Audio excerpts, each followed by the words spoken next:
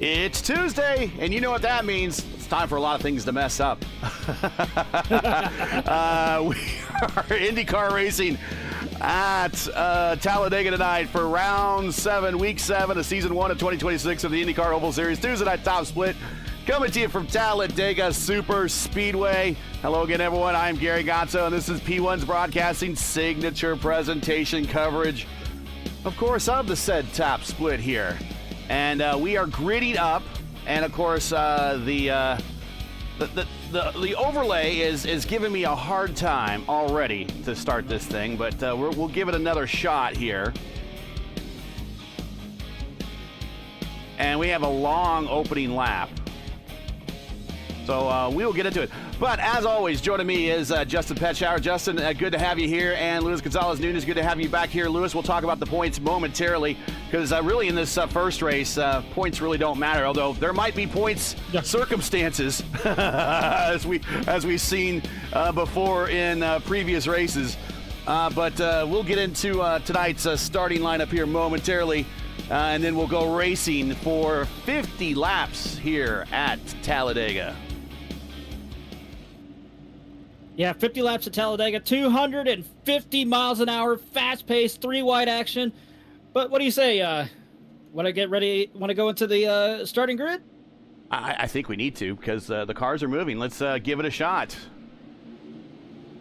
Starting on pole, it is Mason Mitchum. Next to him, it'll be Casey Pobolones. Trace Shadid will start third. The Prodigy, Indy Kirkenbauer, starts fourth.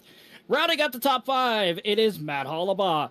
Frank Guillen will start 6th. Elijah Gilson will start 7th. Tony Pizarro 8th. Crash Neon 9th. And the deer herself, Anna Clements, rounds out the top 10 and the last car to take a qualifying time. 11th, it'll be Jason Brophy. 12th, a fellow friend of mine, Justin Botello, will start 12th. Jose Solis Jr. will start 13th. Kyle Clenworth 14th. Ty Quilla 15th. Benjamin White will start 16th. Lilac Zier will start 17th. Indy Cassie starts 18th. I'm sorry if I butchered that name. 19th, it is Brandon Hoff. 20th, it is Nick Olson. Jose Pizarro will start 21st. The boss man, Antonio Estrada, starts 22nd. 23rd, it is Scott Robinson. And rounding up your 24-car field, it is Justin Egan. 2.66 miles around Talladega, the fastest and longest track the iRacing IndyCar Oval Series will race on. But get ready for some wild things to happen, folks, because you're in for one heck of a show. And the overlay took a dump right in the middle of everything there. So, my developer doesn't test it before giving it to me. So we're gonna go back down to the previous one, but it looked like miles per hour was working. So that's good to see.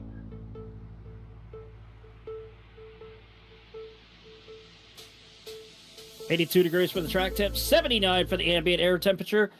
This is going to be one heck of a race you're going to be talking about for a while, folks, because it is a doubleheader night. It's the meme race. And already we got to jump, and here we go.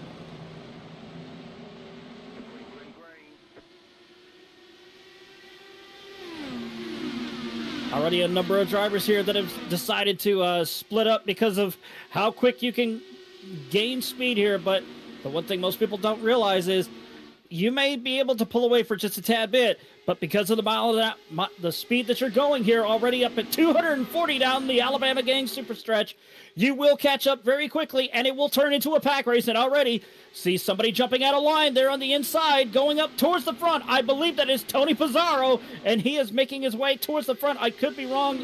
Yep, that is Tony Pizarro as well, and I believe that is somebody else that decided to go to the high line. That is Jose Solis Jr.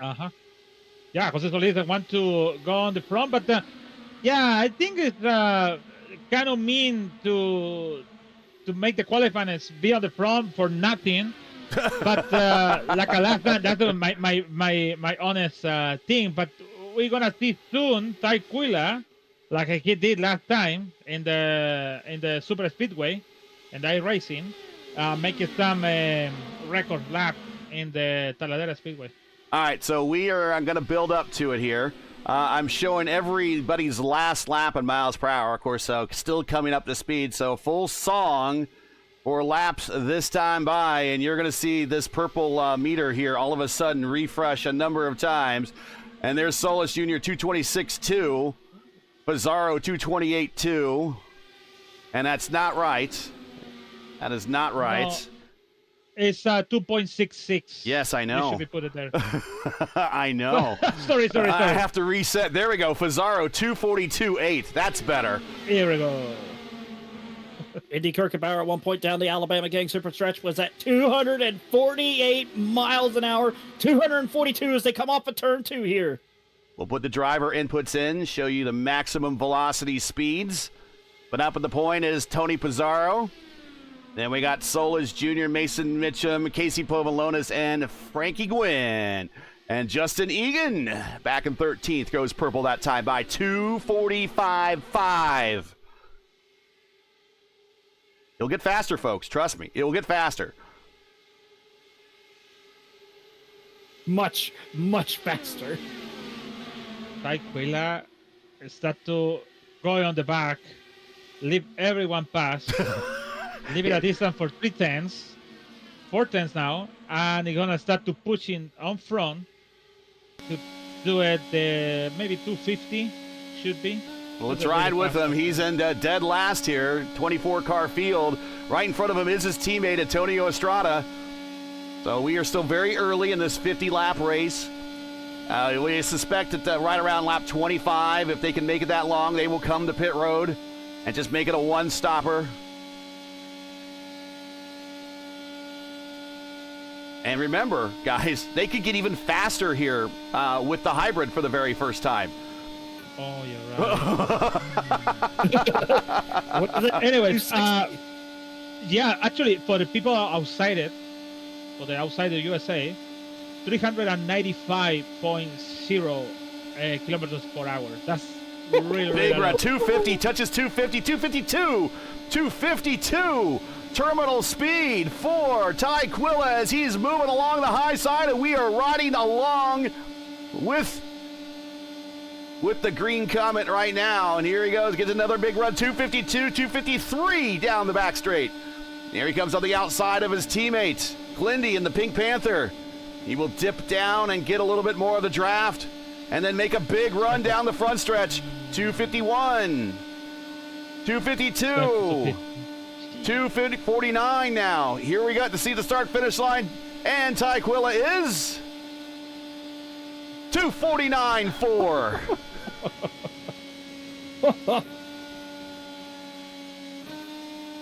Wait, that is 400 kilometers per hour. That's a lot. And he just goes to the outside, shifts to fourth gear, goes to the outside, lets everyone pass again. Time to reset for Taquilla. 401.3 kilometers per hour. That's what is the Bugatti whatever is doing for the lap record in testing. That's really fast, man. All right, This so says you can't hit Bugatti speeds at Talladega in an open wheel car. I think we just disproven that. So, in case you're wondering, why don't IndyCars run at Talladega for real? There's reasons why they don't run here for real. IndyCar has never raced officially at Talladega. Talladega was on the, believe it or not, Talladega was on the USAC Champ Car 1980 schedule, but was canceled, wisely so. Besides, AJ Foyt did test back here in 1974, which we'll talk about in a little bit. There's an urban legend in existence that Nigel Mansell, of all people, did a test here in 93 with Newman Haas. If he did test here, no one knows really why or what any of his lap times were.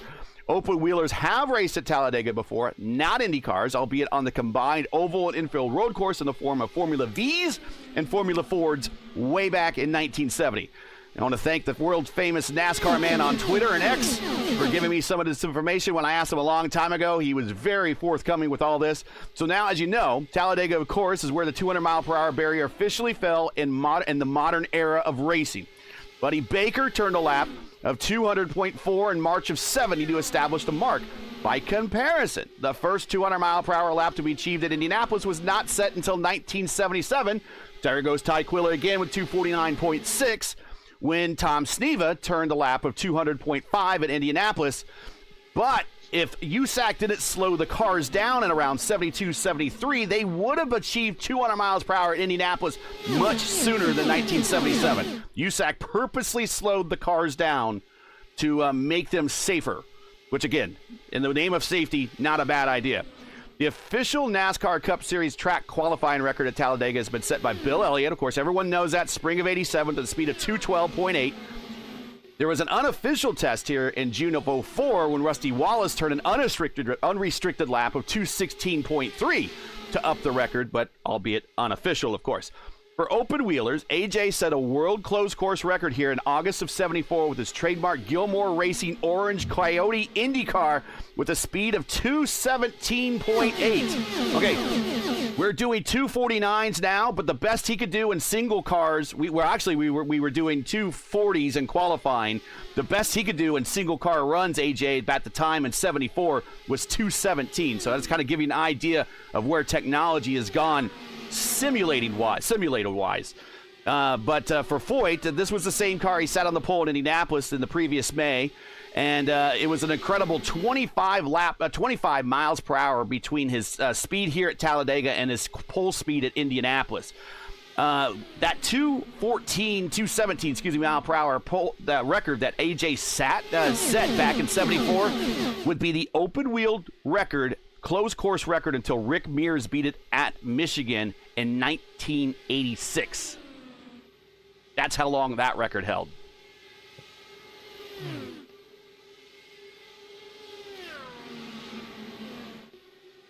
Guys, don't look now, but look who's sitting fourth. It is Justin Botello.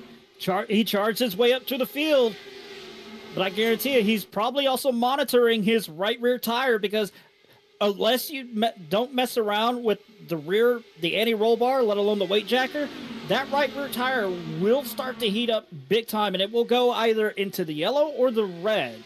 You can kind of balance it in between the black, which is the primary. Whoa.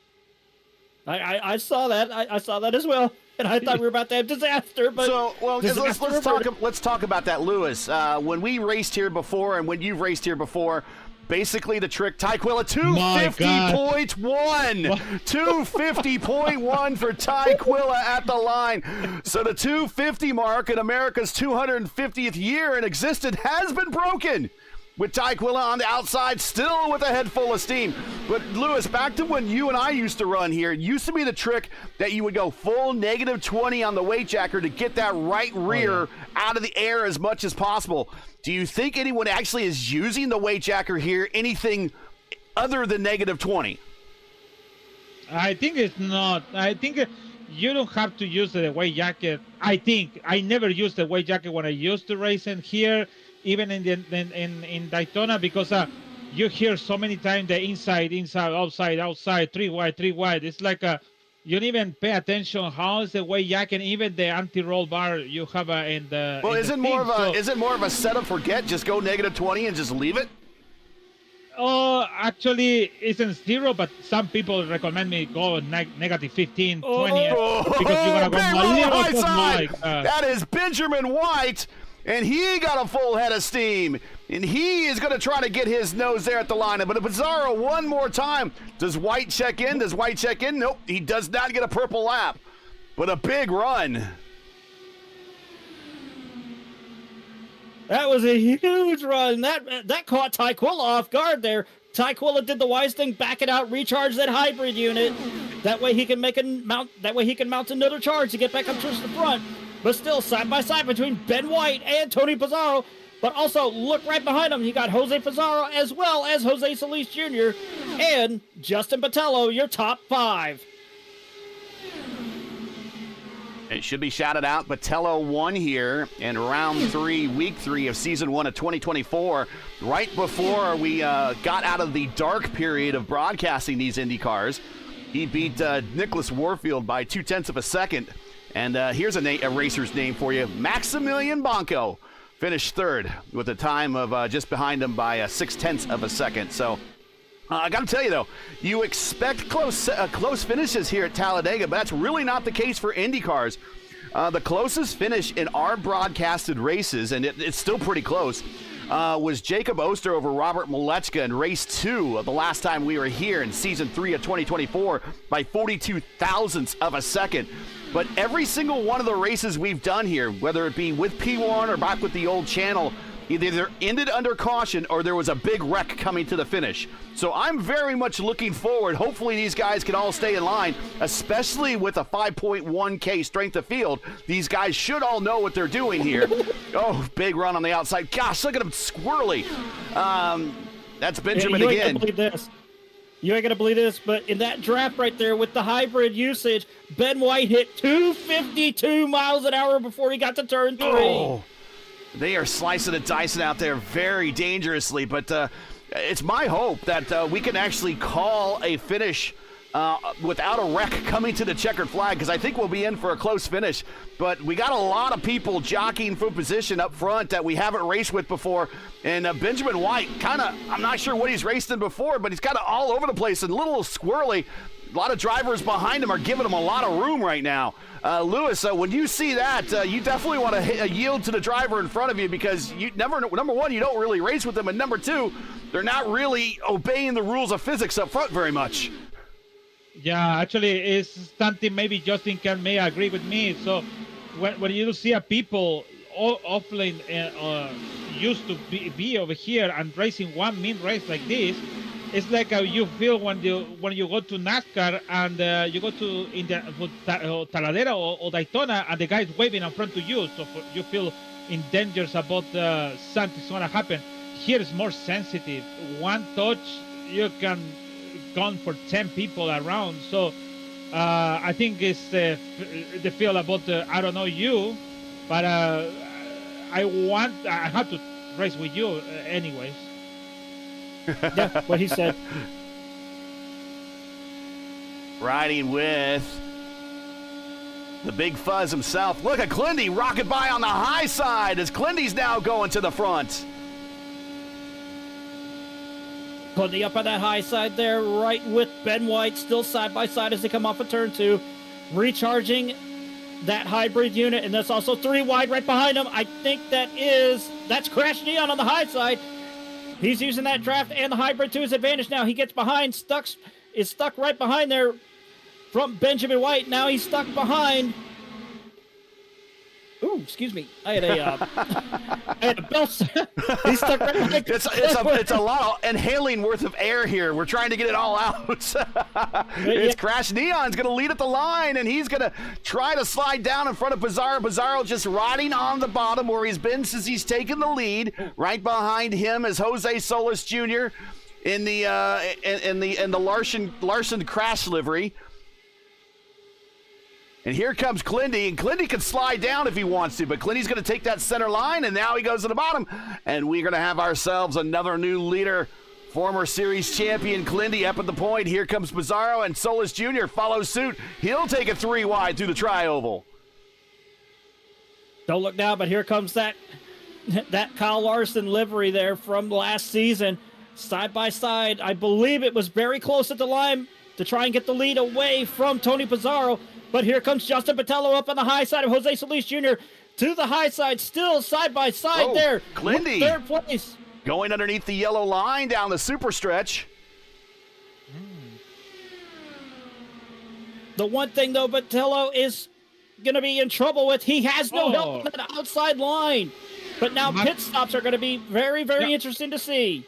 Clindy coming to pit road, scheduled stop lap 23. And so there's going to be a fuel save now in the second half of this race if we go caution-free. Also joining him is his associated teammate on the technical alliance there, Matt Hollenball, your points leader, Lewis. And he has himself a pretty substantial points lead coming into this race. And right now, if these two can come to pit road, work together, come off pit road well, they might be in a good position to get a good finish today. And again, no one is the leader. And no one changing tires either. It is makes sense. I think the only problem is about the exit over here on turn 1 and 2 because it's kind of slow. So just be careful of the people exit on the pit. But that's the strategy. Use that apron, but be careful of the exit over here. that's the good thing. So yeah, Matt Halliburton is the leader for over 200 and something points over the Clendy, and Anna Klemek is in third. So it's all depend about today and maybe later about the how much is gonna be the points and the I ratings. Sorry, the straight field. But Halliburton is the leader, so that's a good thing. I think he have a good result yesterday. I think the 2 races. Oh, Solis decides to go in really hot, right in front of our leader. Oh, that's going to be a black flag for sure. And staying out is Jason Brophy. So Jason Brophy has now extended his run into the second half, along with Indy Casey, Brandon Hoff, Nick Olson, Lilac Zier. They have all waited to come in until this later in this run to make sure it's going to be a short stop and not a fuel save.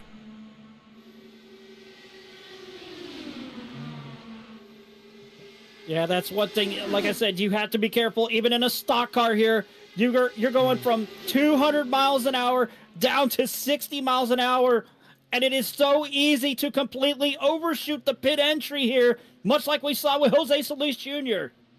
There's Gilson coming with Crash Neon. They are coming together on pit road. Up front, though, it is Brophy. Now Brandon Houff is in second position. Indy Casey third. Nick Olson fourth. Pizarro, the Big Fuzz, in fifth.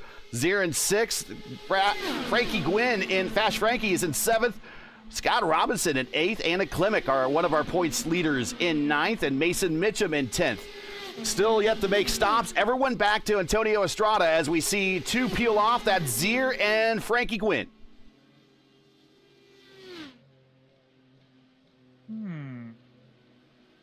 This is a 55-mile-per-hour pit road speed limit. 3 sets of tires, 1 in the car, 2 in the pits. No fast repair. We're doing 133 miles today.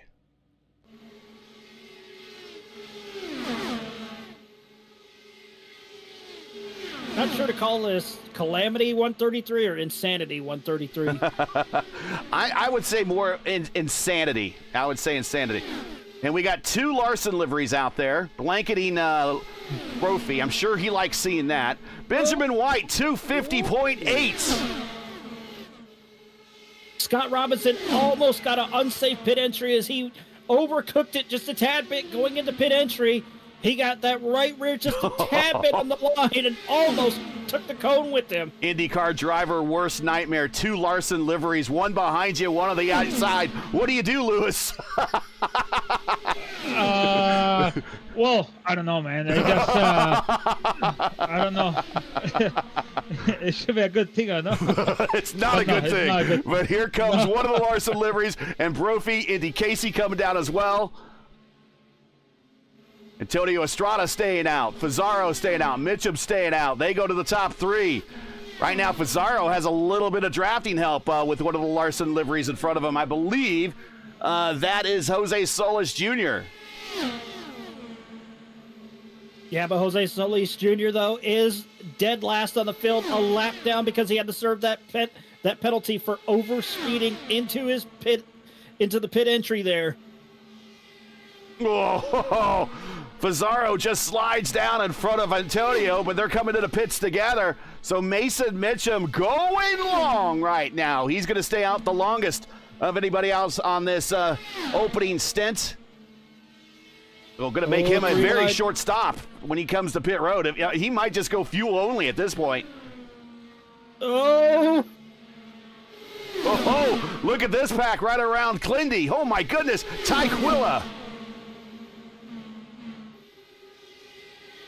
that was a little too close there on the blend line coming off of pit road. Everybody made it through, though. Still 3 wide right there in the middle.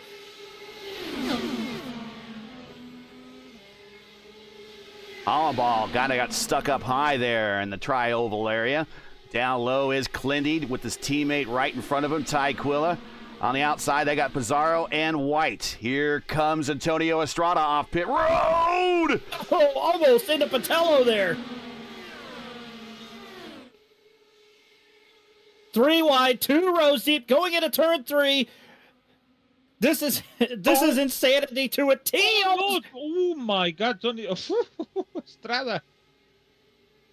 Antonio Estrada, the meat and the sandwich there, right in the middle of that 3 wide. He has nowhere to go. He's trying to find a way to at least get up towards the front. A little bit of a hole opening there, but it's not enough, and he's still 3 wide there, right in the middle. A little bit of wheel contact there right behind him between 2 other cars. No harm, no foul. They come off turn 2 and down the Alabama gang super stretch. Riding with Matt Hollaball, your series points leader. And he's thinking at this point, with cars to the outside, cars to the inside, hey, I'm stuck in the middle with you, just like the song, right? And right now, he's just trying to find the safest place to be and not get get into a massive wreck here with this strength of field at 5.1K. Today's going to pay pretty good, Lewis. Yeah, actually, it's a good pay. Yesterday, he finished third. He got like a 260 points, but today it could be 300 or over the 300 points for the championship. So it's really, really important for Halibut, for Clendy, and also for Anna Clement. I don't know, what is Anna Clement? And 12. So she needs to be on the front when it's a fight to go, for sure. Still 3 wide as they come off, go through turns 3 and 4 there, back down to 2 wide, and 3 wide again right there temporarily.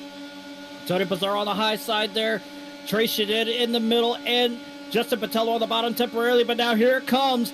Trace Shadid on the outside there to the lead, going into turn 1. Trace Shadid has won the opening race on our doubleheader broadcast 2 times, both times under caution. We're starting to get into that 3 wide. Clendy. Look at the bottom. Clendy goes underneath the yellow line, and that is legal. And he goes to the points. You can get away with it as long as you do not come back up in front of somebody and cause an accident. And Clendy, that he was racing with his teammate, so I guess you could script that a little bit better between those two. But he is in a hard fight right here between him and Benjamin White. White still to the high side there on the outside of him, but don't look now. Here comes Tracy Shadid mounting another run up on the high side. Benjamin White tried to move up, not going to be enough. Trace Shadid will go back to the point. Oh, and he slides in front of White, goes down to the bottom, and the master of Talladega in the IndyCars, Trace Shadid to the point. White needs to hold his line. Tony Pizarro had that run up on the high side there. It was not enough. He has no help besides one other car, and that is Casey Povolonis. But now he's going to have a little bit more help as that is Justin Patello going to the high side, going into turn 1. They're still 3 wide as they go through 1 and 2.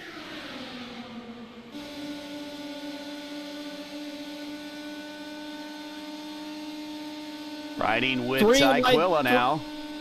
3 wide, 3 rows deep down the Alabama gang super stretch into turn 3.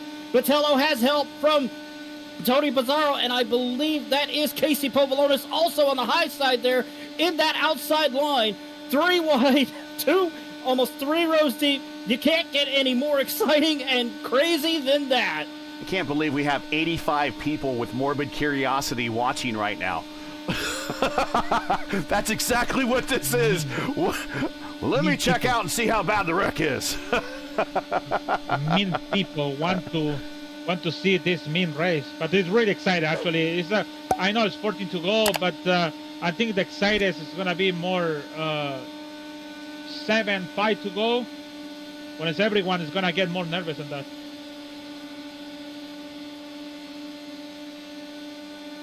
Basically, the moves are going to start getting desperate with at least 5 to go.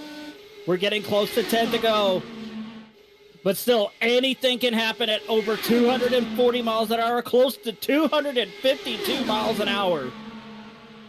Hey, if you're enjoying P1's coverage of the IndyCar Oval Series Tuesday night top split, and you respect the stream, please do us a solid. Make sure you support us by subscribing. While you're at it, don't forget to smash like and click the bell so you don't miss out on future P1 iRacing broadcasts. Also, we do this for free on behalf of the iRacing IndyCar community.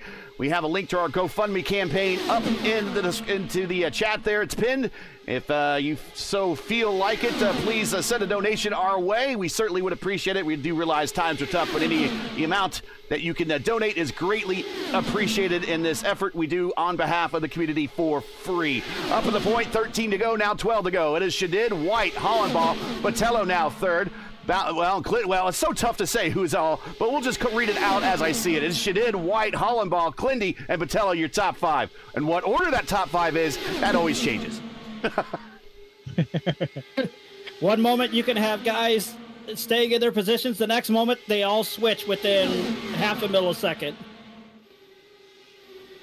Botello still up on that outside line there. He's going to try to slide in right in the middle lane. He hangs Tony Pizarro out to dry. I thinking that the outside line is not going to really work unless you get a big run from the back, kind of like what you saw Quilla did early in the race, and then be able to deploy that hybrid on at least multiple occasions.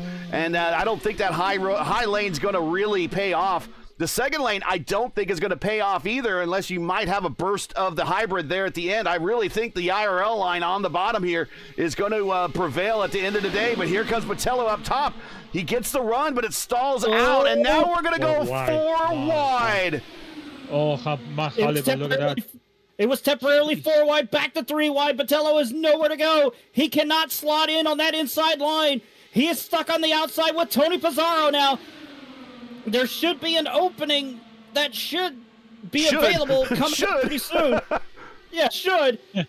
I spoke too soon. No, watch the doors. The doors are closing all around him. So much movement in the air right here. Here we go. 4 wide going into turn 3. Botello backs out of it wisely. Still 3 wide, 2 rows deep. 3 now.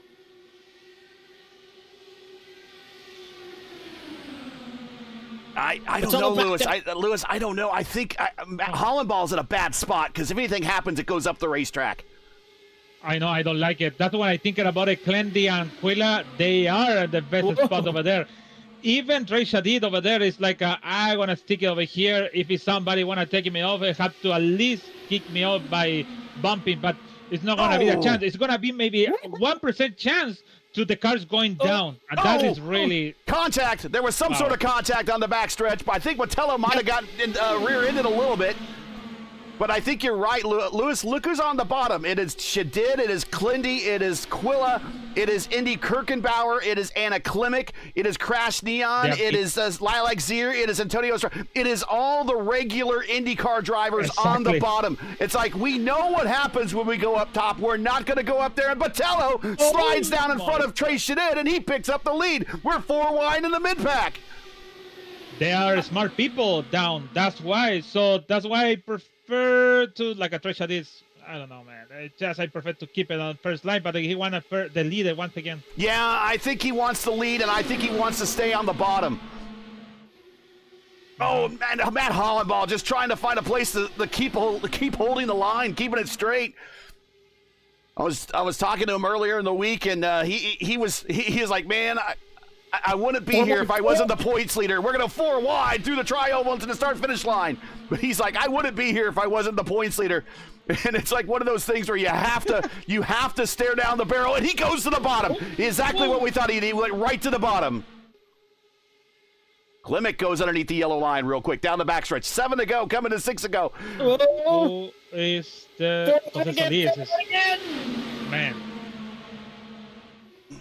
Coming to 5 to go, and everybody is starting to make insane moves here. Botello is still the race leader, but Trey Shadid is trying so hard to get away from Botello. Big run by Brophy on the high side, and if anyone can make it happen on the high side of these cars, it's him. He's going to try to drag race up front, but he stalls out right to his inside. That is, I'm not sure who that is. One of the livery. Clindy goes underneath the yellow line, and he hits the apron a little bit, but he holds it. So that is Indy. Is that Indy Casey in the third car? That is Jose Solis Jr., but he is not wait a minute. factor. That's right. He's a lap down, so he's just in the middle. At some point, these drivers are going to get really sick of him being up there. They'll want him out of the way. And I'm going to guess that they're going to start muscling him out of the way with about 5 to go because he's not going to get back on the lead lap. 4 wide once again here. Even though there's a lap car in the middle of this right here as they go through turns 1 and 2. Botello in the middle of the line there, as well as Jose Solis Jr., who, like I said, is a lap down. Still 3 wide as they go down the Alabama gang super stretch. 2 wide, 3 wide, 2 rows deep. We're going to try and go 4 wide again on the backstretch here with Brophy on the very high side as they go into turn 3. Lewis, what's the etiquette, though? I mean, you're racing up there with a lap car. It's kind of in the way. You kind of want him to get out of the way. I mean, what's the etiquette? What do? Do you try to race to get the caution to get back on the lead lap? But right now, he's running out of time. When there's no regular, it's no etiquette. The word you said. That. Etiquette. So it's, yes. When you're not regular, you don't do that. You want just racing and be on the front. Look at that. It's Benjamin White is wide, really, right really behind making. the lead at 4 wide, 2 rows deep. This is ingredients for a massive wreck. Come on, boys, just hold on for a couple more laps. Pizarro. Contact, Pizarro in the wall. He's going up the racetrack. He's going to slide down. I don't think we're going to go under caution. Nope. Oh, look at Hohenball on the apron trying to get back up. He's got an associated teammate on his inside, and he kind of slots back in there, barely right in front of Indy Kirkenbauer. Oh, disaster nearly averted. Caution on the racetrack. And Trey Shadid, I think Trey Shadid is going to be the leader with 3 to go, and I think that's going to cinch another under caution win for him. No, Tracy did not win it. Justin Botello will win. Is it Botello? Botello will claim his first ever iRacing IndyCar Series Oval Top Split broadcast victory. Well, we'll see. We'll get everybody back in line. But we are not. So Tony Pizarro was the yellow flag. So he went to the track, to the apron, and he came to the track. He came in 3 cars on the line. That's why he's coming the yellow. Yeah, he just towed right at the last minute, and just enough for a caution. And we are still racing out there. Or we actually, no, let's go back to live pictures. We are not racing. We are now under caution. So Botello is the leader. We will see if the order gets shifted here at all. I thought it was Shadid. I could be wrong. Wouldn't be the first time. Wouldn't be the first time. Botello, who won the top split race here, but it wasn't broadcasted back in season 1 of 2024, right before the broadcast blackout was lifted for IndyCars doing broadcast streaming on YouTube. He won that race back in 2024. Ray Shadid has won 2 races under caution here on top split broadcast, once back in 2022, and then the last time we were here in season 3 of 2024. But I believe that the field is frozen. It's going to be Botello, the leader. Trey Shadid is second. Benjamin White is going to be credited for 3rd now. Clindy in 4th, and that's not a bad finish for Clindy, really, all things considered. That could have gone bad so many ways. And Brophy in 5th. Well, guys, we're not going to see for... Pretty much, it just seems like to be the norm here. Getting green flag finishes is really tough here. And we're going to end the first race for the 3rd consecutive doubleheader under caution. Is Justin Botello going to get the win? Ray Shadid will come home 2nd. His record's still pretty good for opening races on a doubleheader broadcast. Never finished off the podium. Benjamin White in 3rd.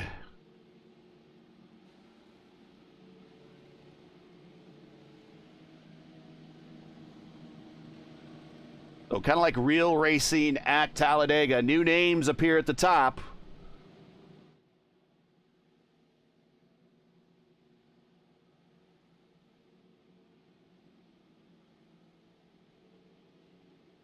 Who said in chat it's green-white checkered? Come on, man. This is IndyCar. We don't do gimmicks like that here. The most gimmicky thing we do is we got push to pass. But that's only on the road and street circuits, though. Well, we got the hybrid here. Got the hybrid on the oval. It's still kind of a form to push to pass. No green-white checkers in IndyCar, man. We don't do that stuff. No playoffs. It's a 133-mile race, 50-lap race. That's what you get. 50 laps, no extra time.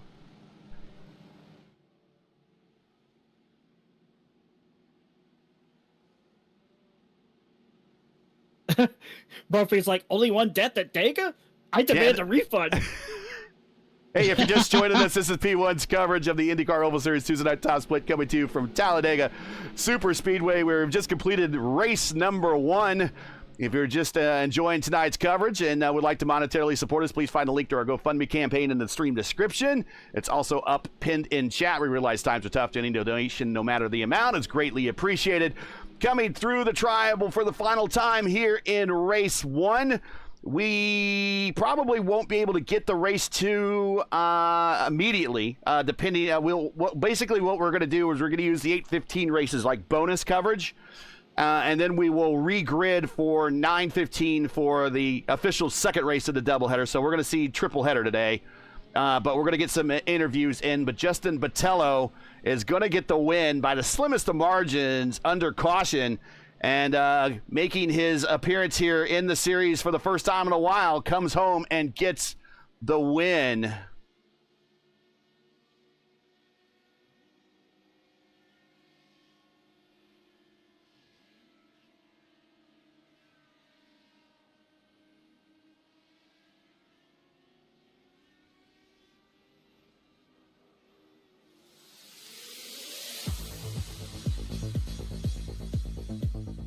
And let's get these other graphics off here. Here we go.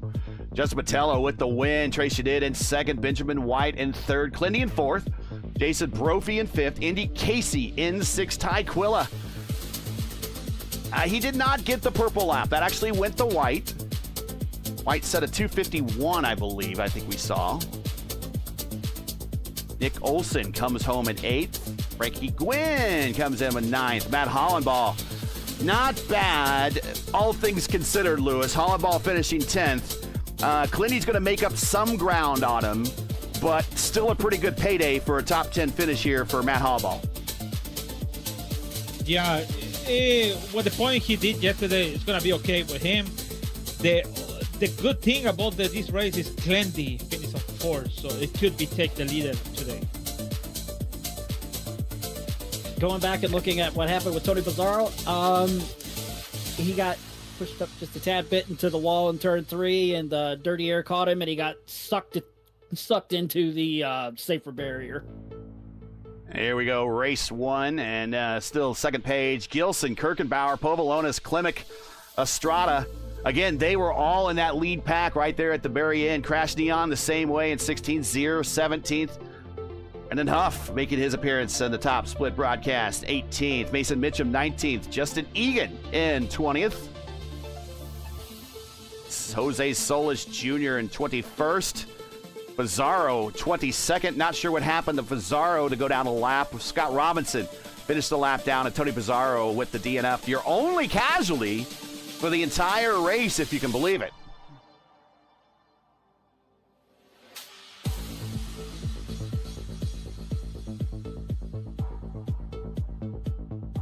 The photographer in me is going to have a field day with this one. Getting photos and stuff of all the wild things that we were seeing. All right, so what we need to do is get some interviews, some replays queued up here. Don't know if we'll have everybody to talk to, but we will try to talk to some people.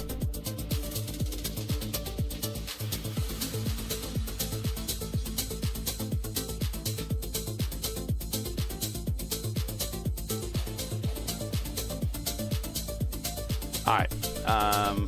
Jeez. There we go. All right.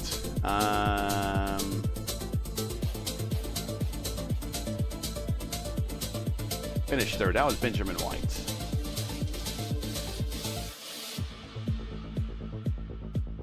Oh, okay. We have the winner. Good. But it's no Benjamin White around. Okay. Maybe. I don't know. What do you say? Let's go ahead and drag him up. Stand by. I'll kick it off first. Stand by. Stand by. Just trying to get some. We'll get out of the B-roll here. I want to thank Julian Altena for coming up with the new B-roll. Classic. There is Benjamin White. That is his stat line. Let's see. Did he lead any laps? 2 laps led today for Benjamin White. He won the Monza Madness 6 years ago. He's won his first ever iRacing IndyCar Series Oval broadcast on the top split here at Talladega. Jabo, describe what you were seeing in front of you through much of the race. It was pretty wild. I was just kind of doing my own thing, though. I took it 4 wide a couple times, almost wrecked the whole field, but it was really good. It was really fun. Really enjoyed it. Gary, you got any questions for him? Go ahead and finish it up, man. You seem to know him the best. Talk about, well, Justin, I guess my question for you is not a regular in the series, at least on the Tuesday night broadcast.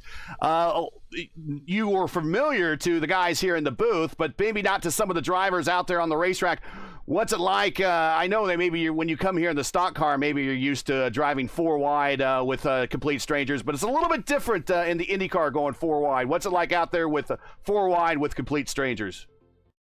You got to trust everybody for sure. You got to hope everybody knows what they're doing and nobody's really messing up. It was really hectic a couple of times. I thought for sure we were all going to be done, but they were racing each other really good and everybody was giving room. So that was really cool. That doesn't happen a lot in every race you run. So it's cool to be a part of this. I'm glad this was a thing. I'm glad I could run this with everybody, and I'm kind of shocked I even won the thing, so it was really cool. But thank you guys for broadcasting this. I really appreciate it. No problem. Led 5 laps today, and kind of what we do here is when you win, you get a chance to shout out friends, family, sponsors, anyone you would like. So go right ahead. Winner of race 1 of our meme race doubleheader here in the IndyCars. I'd like to shout out my Twitch. It's just Justin Bo 20, and we like to stream everything there and do a bunch of official races and pretty much race a little bit of everything. We do dirt and all of it, so it's really fun. But yeah, I'm glad I got to do this, and it was a good night for sure. All right, hope to see you more. Go ahead before you get in, but I hope to see you more in some more races on Tuesday nights. It's every Tuesday night we race the top split here, and hope to see you in more races in the future. Thank you, man. Really appreciate it. Now, Jabo, I do have one question. Are you going to take this and use a little bit of the knowledge here, even though it's in an IndyCar? Are you going to use this for the NIS Daytona 500 in a few weeks? I hope so. I mean, really, really cool to win that thing, to be honest. But it's been probably 5 years since I won, so that'd be really cool to win for sure. All right. Well, there you have it, folks. That is Justin Botello, aka Jabo 20. First time he's ever won here on the broadcast. Maybe we'll see you in race number 2 within a couple of hours. Heck yeah, I might be there. Y'all have a good night. Yeah. Yep. All right. No trace you did, which makes me think he's going directly to the next race at 8:15, which is just now getting underway. But we will give you Trace's stat line here. He had himself a pretty good race as well, and he always does pretty well here, Lewis. Trace Shadid always seems to find his way to the front at these drafting track races. Yeah, it was make a good job in there and stay on the front. He started on 3rd, and it's funny thing because the other guy, White and Botello, started on 16 White and Botello on 12. So it's the only guy in the top 8 started on the front row. All the Trace did. The other one started from back. So Mason Mitchell, the poleman, finished on 19. So it's kind of, I think I don't want to start on the back because I know the mess. I prefer to stay on the front and keeping my leading for that. That's make it good for Trace today.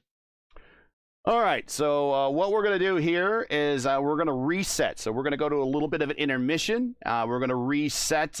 We will have a bonus race after this, which is the 8:15 race, which we'll be rejoining in progress. And it will just be kind of a very laid-back broadcast of that one. And then we will get back to business for the official second race of the doubleheader, probably at the 9:15 race. So we have a little time before then, so we'll show you some bonus coverage. But until then, a little bit of intermission. Go ahead, get your stretch on. Go ahead and hit the restrooms, grab another drink, pop that popcorn. You got plenty of time.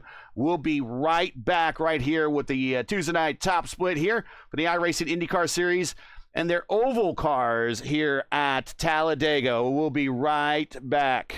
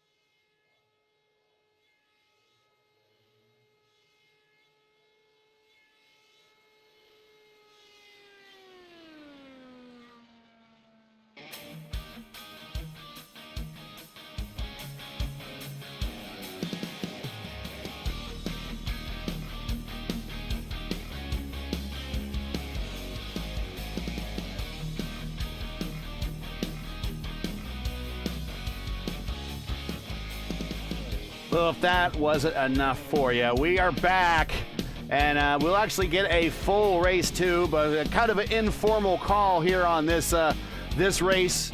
We'll still count the 9:15 race as the main race of the second race of the doubleheader here. So let's call it an informal triple header. 35-24 on this strength of field. A 5.1. It was a 51.84 on that first race, by the way, in case anyone is at home wondering.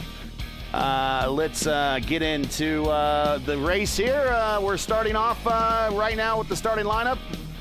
And I'll turn it over to Justin if he wants to read that off. We just casually go at it. I'll go ahead and let you do that. I'm still trying to gain my voice back. Listen to him. Makes it sound like it's so tough out here. All right. Let me go. I need to... I'm producing, so I need to do other things. I was kind of hoping that you would buy me some time, Justin. That was the read between the lines bit. Sorry. Sorry. But with all that was happening in race one, kind of shot my voice a little bit. Stand by.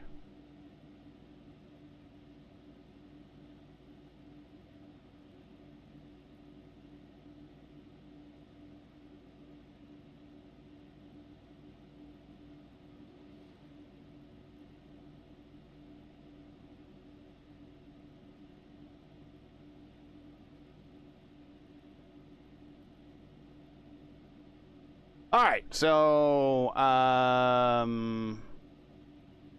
okay, I don't know if this overlay is going to work right this time. I might have to fall back to the other one like I did last time, but we shall see. Let's get into the starting lineup, and real informal here.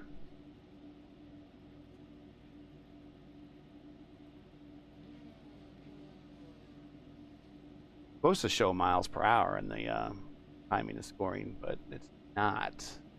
So we will just show you time, and that's not even showing you the correct time, so it doesn't really matter. This is an informal race anyways, and it shows Caleb Brashear is all over the first rows here. So again, not working right.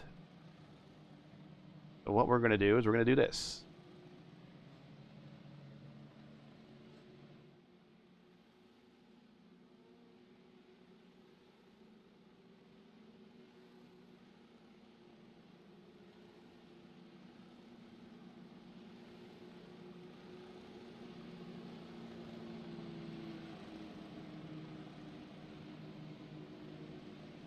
And here you go. We are going to start off that way with Anna Klimek starting from the pole.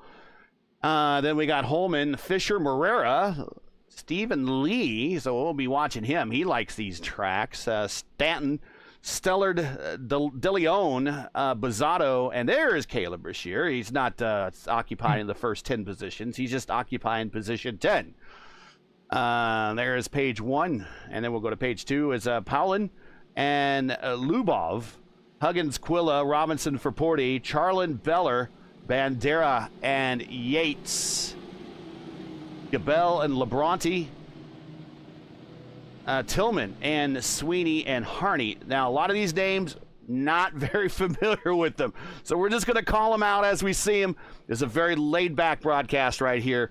Little bonus coverage here for everybody. Part of the Tuesday night top split.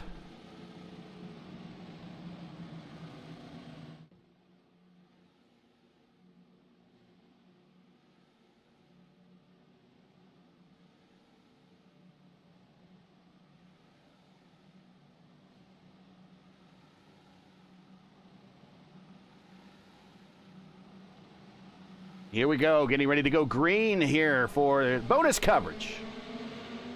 Green flag, green flag.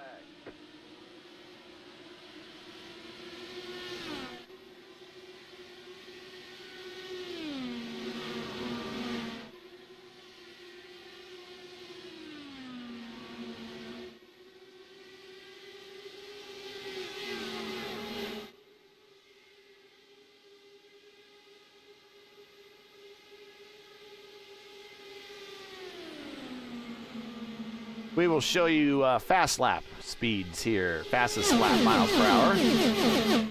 as they race through turns 3 and 4.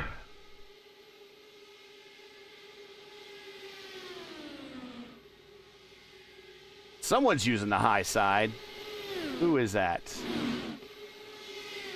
It's Ken Paulin in that black and white car. He was using the high side to move on up. Nick Yates. No, that's not Nick Yates. It's Gabel on the high side, and that pink looks like Dunkin' Donuts car. Steve ran out on him in that one.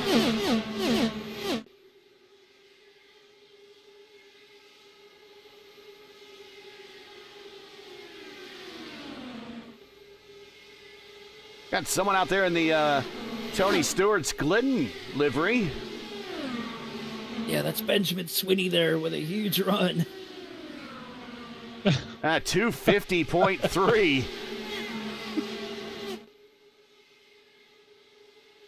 Who is in the old Jimmy Johnson Carvana car? Someone hasn't changed their livery in a while.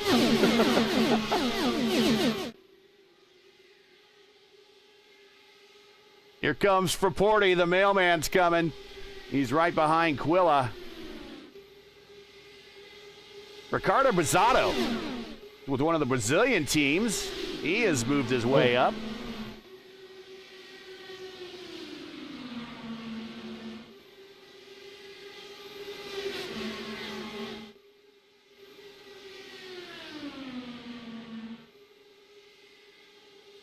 And again, appreciate everybody watching. 75 concurrent watchers, viewers right now, watching bonus coverage of the 8:15 race. We are not really actively calling this one. We're just kind of watching along. For fun. Go back to Caleb Brashear. Caleb's going to be joining P1 Broadcasting, doing some color commentary. Actually, I think he's going to be the driver expert. The color commentary is going to be Mark Murphy. And AMA for the American Motorsports Association when we cover their stock car season. They are our exclusive stock car NASCAR partner here on P1. Yes, we do cover the Tin Tops. They will run Thursday and Friday nights. Xfinity Series on Thursday nights. Truck Series on Friday nights. So when Lewis and I are doing... Think this is going to be... What's that? I think she's gonna do it the Grand National. I don't know. It's the Xfinity Series. Okay, the Grand National. Yeah. Okay. And then Lewis and I, of course, will be over on Elite Racing Network doing the IndyCars, the P1 IndyCar Championship on Thursday nights for much of this next season coming up. But riding with Caleb Brashear. Yeah, this Thursday. First road course race of the season at Silverstone, yeah. And could be the first race on the raining. We've had wet races before there that were interesting, but it already was raining. Yeah. So if we have battles around, but I think the weather for this Thursday is real live weather. We have they have in London on Silverstone, close to Silverstone over there. So we expect it to be raining that day. We have to see. So it's something we expected for that day. Lap 7 of 50. We're riding with Caleb Brashear. He's just kind of leisurely hanging out here in P9. In fact, he's actually lifting a little bit, breathing. 240. And you can kind of tell that he's kind of lifting and breathing a little bit when he's not doing 250.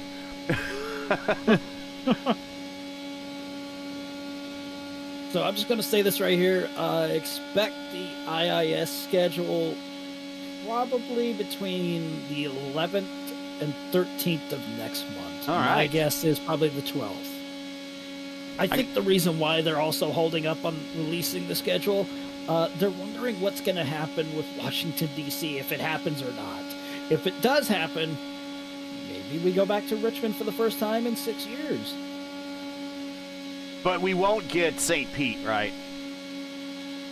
there's a possibility we may or may not. That one, they pretty much, from what I've been told by someone I know, that's gone completely on the wraps now. Okay, so St. Pete we are not getting. Big lift for this year.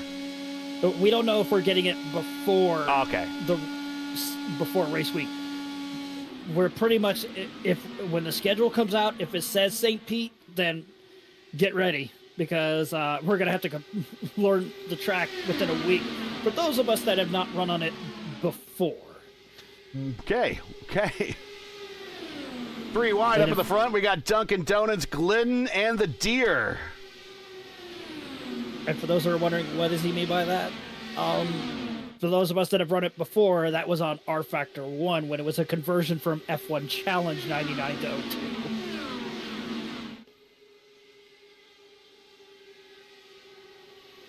02. And Benjamin Sweeney goes to the point in the Tony Stewart livery, back from Team Menard days. For the 96-97 Indy Racing League champion. Well, actually, he's going to be making a return to stock cars, at least the trucks side of things, for Colleague Racing at Daytona. I don't know if Casey's going to be working with him or not, but Casey Povolones works with Colleague Racing. We see him in the Top Split broadcast quite a bit.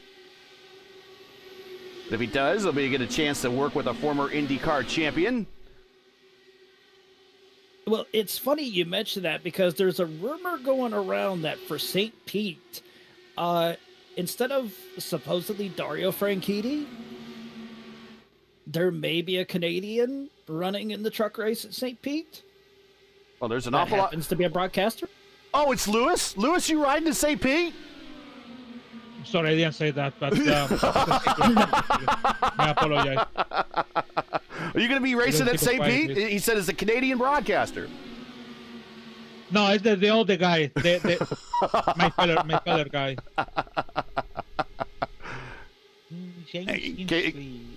James Hinchcliffe. James Hinchcliffe. In case you didn't know, Lewis just became a Canadian citizen over the last couple of weeks here. Oh, hey. No, yes. So James and I, we are the same. So we win some, but we even be the best. So now, because we don't have nothing more to do, we do commentary in iRacing. So sorry, not iRacing, in IndyCar. So basically.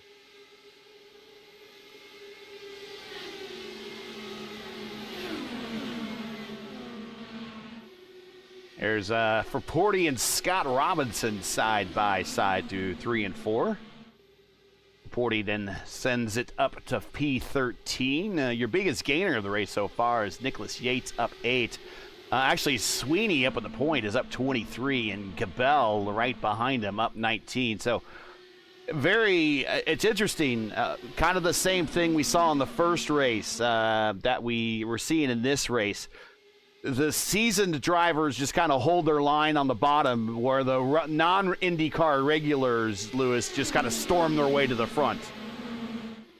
Yeah, look like I don't want stories to be super mean, but this is a mean race actually. It's a meme race, yes. So I have to be mean. So doesn't look like excited. So I know we have a lot of names around, and I really agree with you about the Holly and the BN1 line. I see Praforti very quiet over there, doing nothing more than holding the time. But for sure on the back is a lot of cars make it 2 wide, 3 wide, and Ty Quilla want to make the fastest lap once again. So he missed the fastest lap last race. So White did 250.8, and he stepped out for 250.1, I think so, Ty Quilla. 250.3, the fastest lap so far in this race, set by Sweeney on his march to the front. We ride with the Rogue Racing driver and the Rookie of the Year, the PRI Hoosier 500, Ty Quilla, as he is back in 16th position. with a big run down the backstretch. And actually, nope, he lits up a little bit, allows a couple of cars on by as he cycles to the back. That's a Labronte going by and Beller going by. Wow, we got all sorts of liveries out. We got old Formula One liveries out here. We got stock car, IndyCar liveries out here, old IndyCar liveries. Mishmash of everything. Yeah, a little bit of everything out there. Quilla getting a little bit of distance between himself and the next car in front.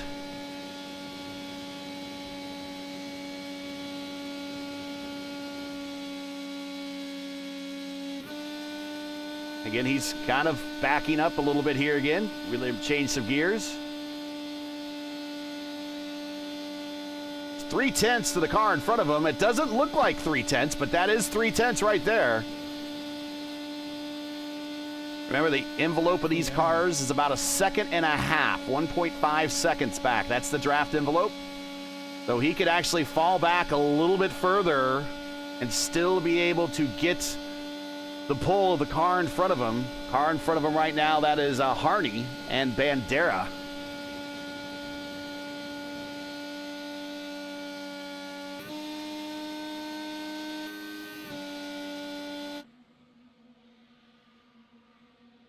Raporti pulling out of line, going on the high side. He wants a couple of positions, moving him up to now 10th.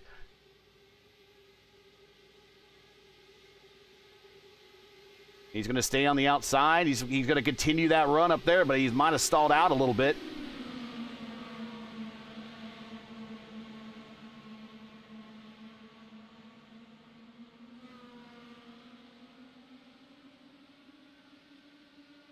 I wonder how many of these racers have ever raced against the Brazilian Sidewinder here. No. No, man. I don't want to. Adriano Raporti now up to 6th on the high side. Anna Klimek to the inside. Wanted to slide down, but still had a good run. And he is now next to that Newgarden livery. And now he goes against Stephen Lee. Stephen Lee loves these racetracks. Meanwhile, up front, Sweeney and Gabel. Oh, God, Raporti just slides right in there, right in front of Fisher. A little too close for comfort.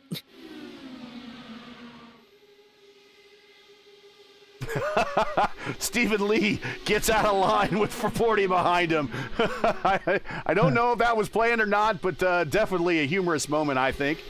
He's going to be, actually, he's got to open the door, and he might be working with Ty Quilla. I don't know. But he's got to open the door for Quilla to get a big run on the high side. We'll see if that develops. I think it will. Well, Ty Quilla attempt to make the fastest lap, but he did 2:48.9. At 2:48.999.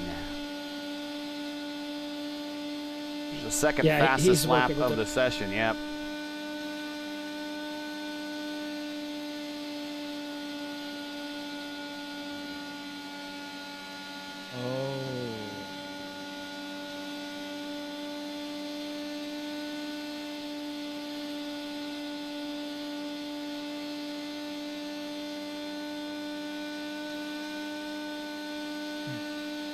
Riding with Ty Quilla. They go through 1 and 2 on the banking here at Talladega. And again, there is a reason why IndyCars do not run at Talladega for real. Only in iRacing.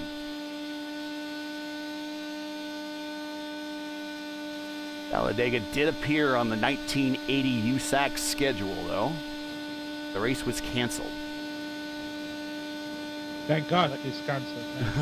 Yeah, thinking about it, though. Those cars back in that day, a wreck here would have been pretty fatal. Yeah, if I remember correctly, there was no catch fence in turns 3 and 4. So the moment wheel contact happens, you would literally just fly over the wall and down the embankment you go.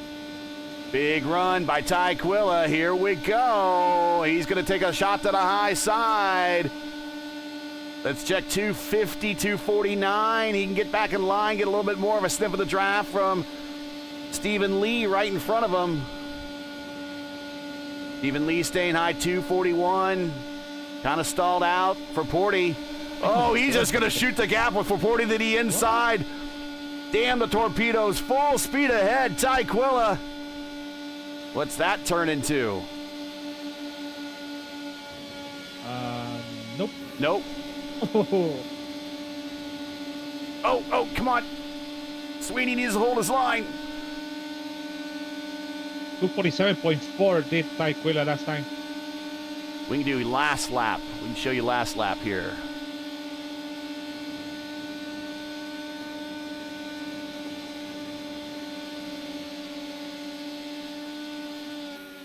Oh, Tyquilla, scheduled stop. We will ride with him on through his time down pit road. Does he go for tires? I mean, the amount of fuel you need, you might as well throw on tires, but some people opt not to. Yeah, and he's going up on the jack, so that is a new set of tires. A number of cars coming to pit road.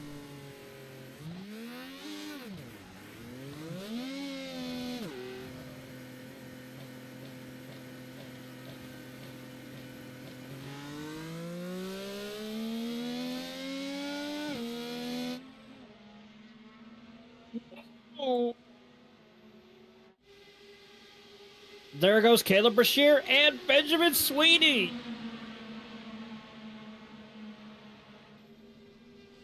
Sweeney into the infield grass. What happened to Caleb? Oh. Bad pit entry.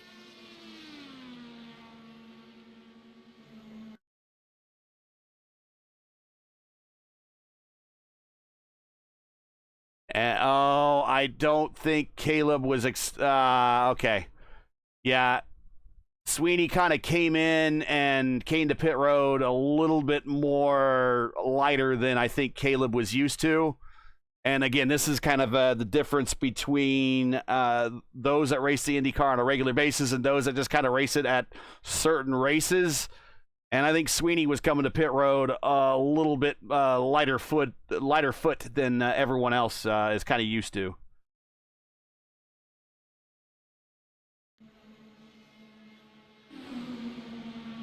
Back up front, still yet to stop. All your leaders back to P15.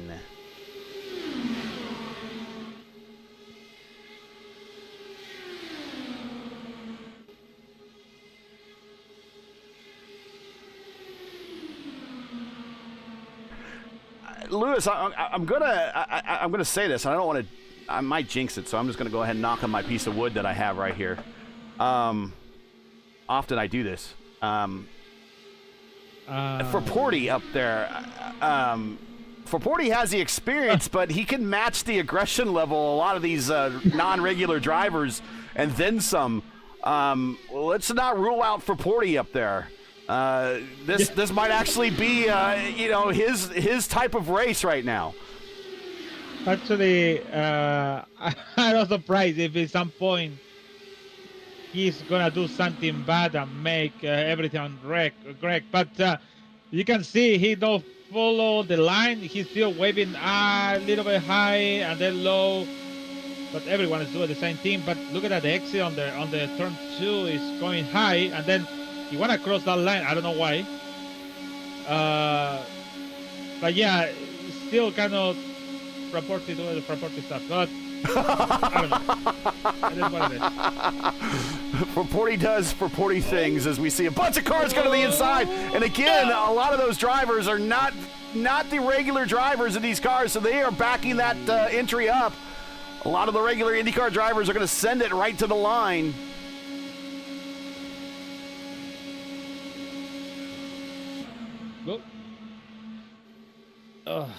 Two cars literally ate it going into pit road. That's Perrin Huggins and let's see, Fisher in the Newgarden car. So he's towing, and Huggins is out. I'm not sure what happened. Let's see. Oh, too hot. Yeah, let's see. Huggins comes in, and here comes. Oh, yeah, the car behind him just kind of runs him over. Yeah, Fisher. It was Penske on Ganassi violence again. Bunch of cars on pit road. The 17 just going to run through every single stall.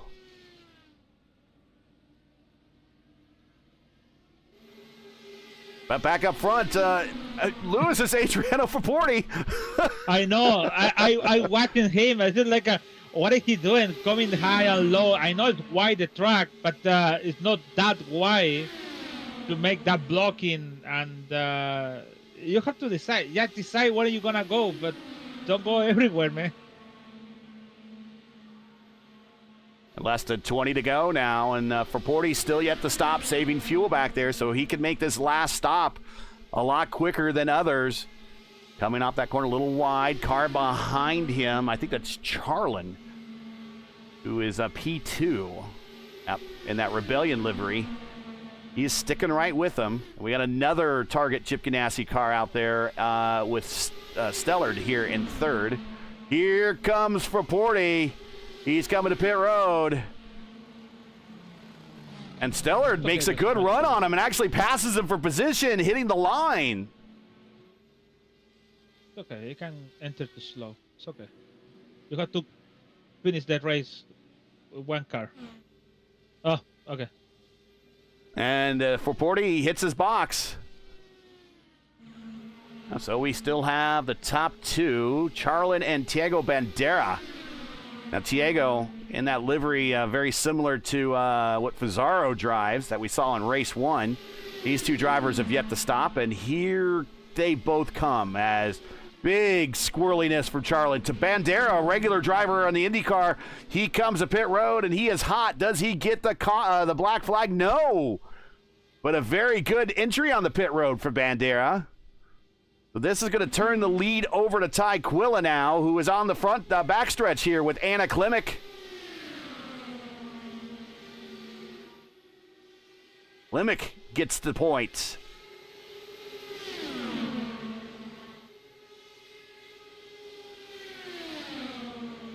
Klimek's going to get shuffled out high. Klimek, one of your points leaders in Indy Oval and Indy Open Series. And they are going to pass those cars coming off of pit road fairly easily. So we have a group of, I would say, 4 IndyCar veterans and 2 I would call IndyCar rookies based upon my familiarity with their names. I don't know. I could be wrong. And again, I apologize. But definitely we know Ty. We know what he brings. We know what Anna brings. We know what Stephen Lee brings. We know Bazzato brings with that team. So the top 6 now, right there on your screen. 17 to go. Again, this is bonus coverage of the 8:15 race. We're getting ready to bring you regular coverage of the 9:15 race immediately following this.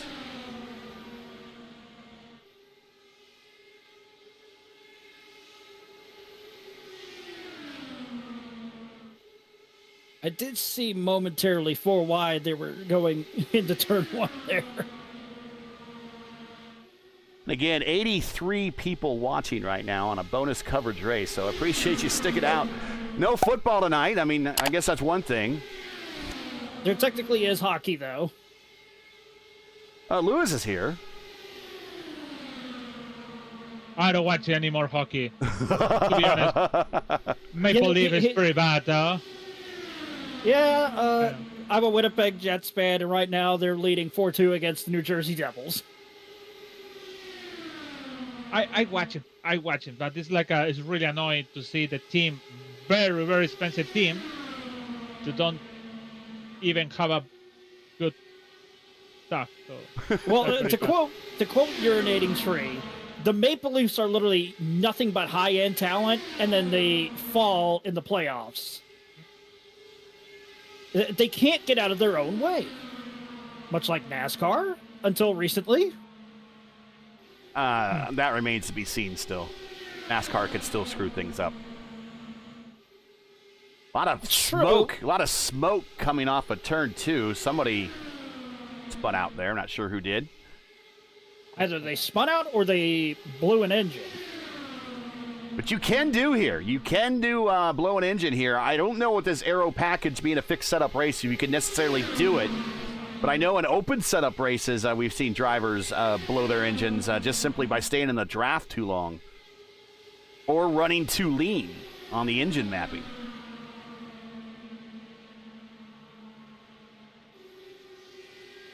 And no one's setting major lap times at all right now. Everyone kind of in line. I think there's a bit of a fuel mileage race up at the point, but the entire pack has caught one another.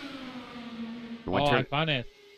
What's that? So Benjamin on the exit on the pit road, he clinched the yellow line on the on the right side, and yep. Been there, done that before, even in a stock car. The old saying goes, talent.exe has failed. It's kind of like my overlay file earlier today. Gotta check Gotta check the logs. Oh, we got a blinker. Got a blinker. Yeah. But back onto the NASCAR thing real quick. At least they did one thing right, and that was get rid of the whole winning you're in playoff crap. Even though they went back to the chase. There's really nothing you can do. I mean, you're at the mercy of TV networks, especially Versant Media that split off from NBC that said we want some kind of playoff form still around. Well, it's not going to surprise anybody who listens to me talk on a weekly basis that I think the playoffs are dumb. Agreed. They are stupid.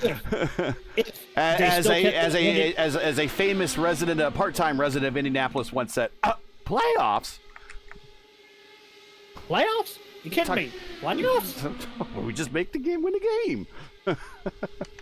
Still one of the most legendary post-game interviews ever. Jim Mora. Up front, Stephen Lee Tyquilla. Then Klimek and Labronte.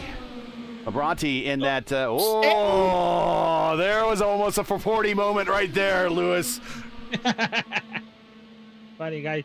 Yeah, to be honest, I can talk with authority and said the guys never change it. It's the same.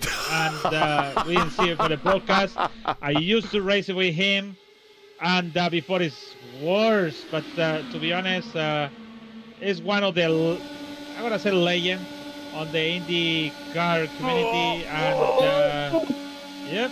That car the Hot Wheels car to the inside needs to hold its line. He doesn't know who's on the high side of him right now. Here we go. Here we go. 10 to go, folks. Now 9 to go. This is not going to end well. I'm just going to say it right now. They're 3 wide, 2 rows deep. And Labronte on the high side, and that is that a Ferrucci livery from Indianapolis? I think it is. I think it is. Oh, yep, 3 wide, 3 rows deep. My goodness. Nope. This is bringing back bad memories from me running in the NIS. Ferrucci not running the 14 this season. Going to go to the other driver. The 41? No, he's driving the 4. I think it's the 41 and the 4 is what they have. Ah. Oh, yeah, because he's taking over for David Malukas. Malukas' livery debut today. It just kind of looks like the same old Verizon car, but with Pennzoil or Shell yellow pinstriping on it. Almost like a color swap. Yeah, exactly. Yeah. Yeah.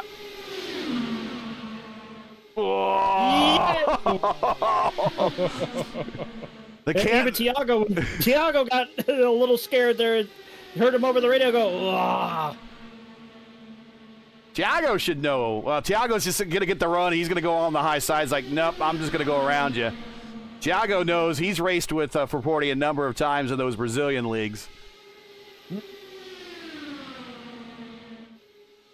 3 wide, 2 rows deep again. Labronte is just making that car wide enough to stall that run.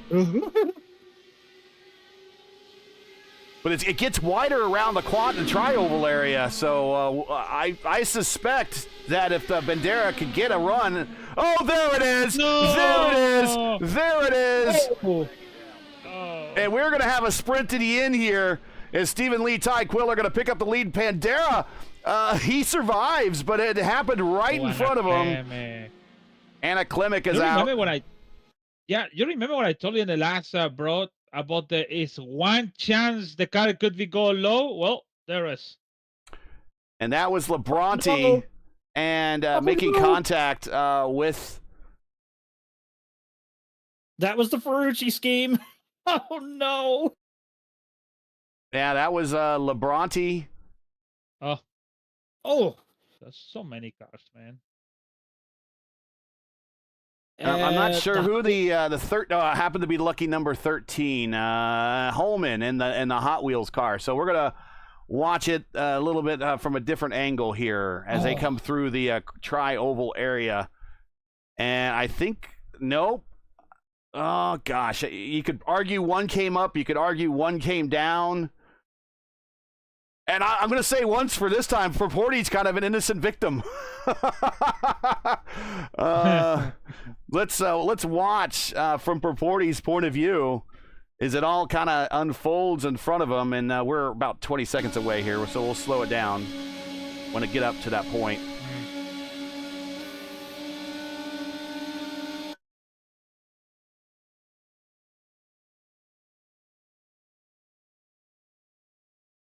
Wow, it just seems like one car came up and one car came down. And again, the closing rate so quickly here. I can't really fault anybody for getting into the back of one another there, being that it's a pack race and they're so tightly together. I mean, you don't have time to lift. And if the cars in front of you lift, it's effectively like hitting a set of air brakes. So let me go back a little bit further and watch it full speed, watching from Porty's perspective. I think he sees it coming. Holman washed up. He got dirty air, lost all the front downforce on that nose cone. Washed right up into the Ferrucci scheme, and that's all she wrote.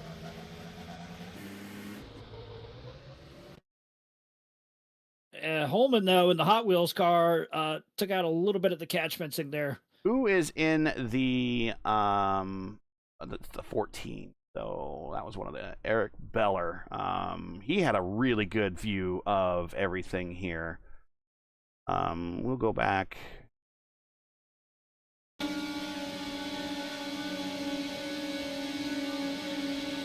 Yeah, it's right in front of Beller here. And I'm going to slow it down here right now. And this is half speed. Bandera got lucky. Everything that's happened cleared up for Bandera. Goes to the bottom. And you just kind of see one car on the high side coming down, one car on the low side going up, and the meeting right there where the tri-oval kind of starts to narrow out a little bit too.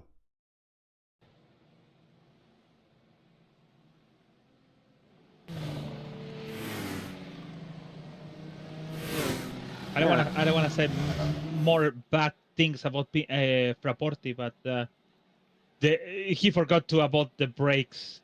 Even you can know brakes, but it's still going full with the car in the air. So, but the car on the front is Eric.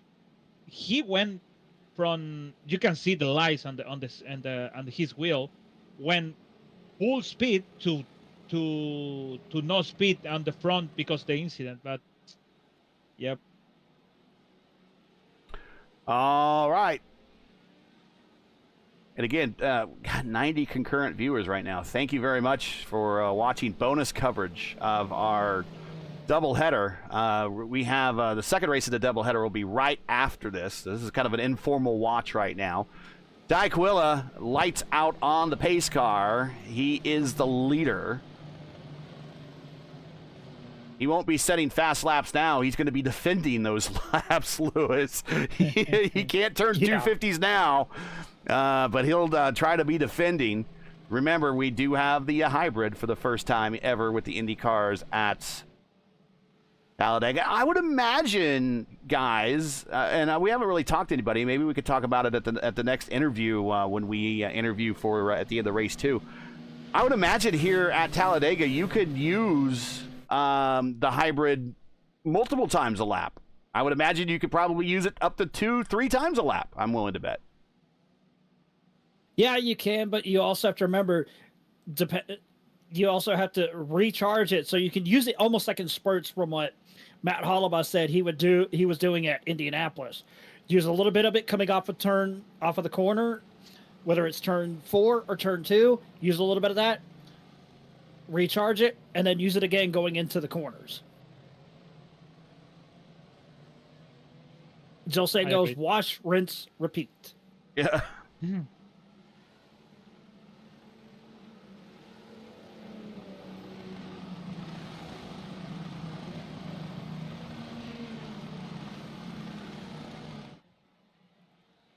All right, so we are going to let's see if we can get a at least a green flag finish. That'd be nice. At least. That would be nice. It's going to be IndyCar veterans up at the front: Quilla, Lee, and Bandera. Lee and Ty Quilla love drafting races. That is their claim to fame. So, and they're going to hold off a whole host of other racers out there. Caleb Brashear's back in this thing. He's back in 8th. Let's not rule him out. Alan Moreira's back there in 9th. Let's not rule him out. Anna Klimek is back on the racetrack as well. I don't know how damaged she is, but she's in 15th. We're going to go down the super straight here with 3 to go, and Ty Quilla, and here comes Bandera. Interesting enough, Stephen Lee sticks with Quilla there, doesn't challenge him. Bandera goes on the high side, picks up the position. So again, it makes me think those two are kind of working with one another. But here comes Ty Quilla again on the high side, coming to 2 to go. Yeah, but don't look now. Stephen Lee has got that run on the high side. They're going to go 3 wide between Brandon Stanton, Stephen Lee, and Ty Quilla. They're bouncing off each other. 3 wide, 2 rows deep. They were bouncing off each other for 2nd and 3rd there. This is going to be insane to see how this turns out. Steve Charlin right there in the middle of that second 3 wide with Tiago Bandera as well as Ricardo Bizzotto there. Oh God, this is not going to end well. Someone, I got to wonder who is going to use that apron down the backstretch. We saw Clindy use it during the last race, but he had a teammate right in front of him. I got to wonder if maybe someone will get a bead on the inside on Ty and maybe take a stab at him on the white flag lap, which we have reached that point here at Talladega in bonus coverage. And there it is. They're wrecking behind, but we're going to go race to the checkered flag. What's Caleb Brashear getting taken out again? Now we're sliding off in the backstretch. Now we're going to go 3 wide, and it's back to the IndyCar veterans as it's Lee, Bandera, Quilla, and Bizzotto. So the IndyCar veterans survive to see the finish line. Now, can they bring it across the finish line without coming to another crash? It's Stephen Lee to the bottom. Here comes to the bottom, and it is going. If the start-finish line was at the trioval, it would have been won by Quilla. Quilla goes to the bottom, and it's Stephen Lee because of that little twitch. Stephen Lee gets the win. I tell you what, if that was a Daytona-style start-finish line, Ty Quilla would have won that. Stephen Lee, that little twitch that Ty had.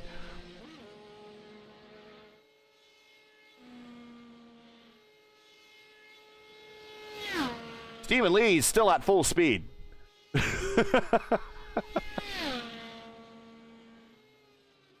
Someone went for one hell of a ride at least. Actually, make that 2 cars that went for a hell of a ride over in 1 and 2. And then off of 2, that was Andrei Lubov and somebody else. 2 cars just went end over end. John Tillman went flipping, and then out of nowhere, poor Andrei Lubov just went for probably the worst ride he's ever had. I mean, that sucker was just flipping the race nonstop. name, bonus coverage. What unfortunately about that Nicolas Jade. He has to have a small clip on the back, and he out of the race also too. So, There we go, bonus coverage. jeez. And he is Stephen Lee with the victory here.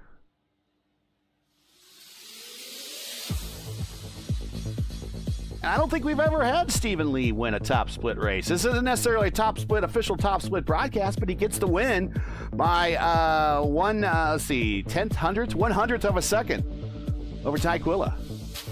Or 10,000s. What do you want to call it? 10,000s or 100? I think it's 100. I think it is 100. 100, yeah. Diego Bandera, 13 thousandths of a second back in third. Bizzato in fourth. Alan Morera. Look at all the IndyCar veterans kind of survived to see the end here, Lewis. Lee, Quilla, Bandera, Bizzato, Morera.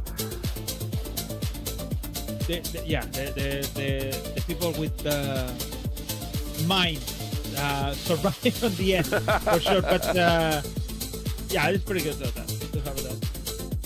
And then Powell and Harney, Staton, Charlin, Tillman. How am I saying that? Tillman?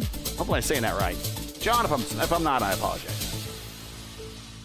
Hannah Klimek getting taken out in the wreck. Gabel, Yates, Brashear in the wreck. Lubov, Raporti, kind of an innocent bystander there, almost a little bit. Stellard, Holman, Robinson, Beller, Labronte, DeLeon, Sweeney, Fisher, and Huggins.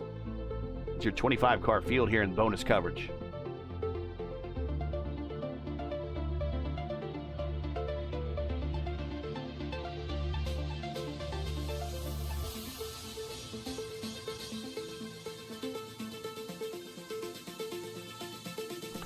Okay.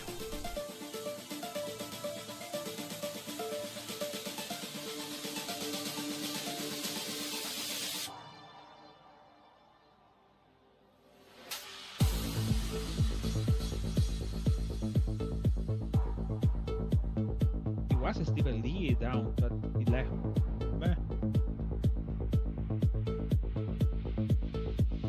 And unfortunately, you got to get ready for. And also, if you want to check out something else, if you don't want to watch the second half of the doubleheader right now, Indy Next is taking place at Lucas Oil IRP, also on the channel. Let's go back to our main page, and you'll see another live broadcast for Indy Next. And check them out. That is Jacob Collins and Sophie, the pride of Baltimore. Sophie Connell. And Jacob Collins, they are on the action, calling the action there for the Indy Next cars. Okay.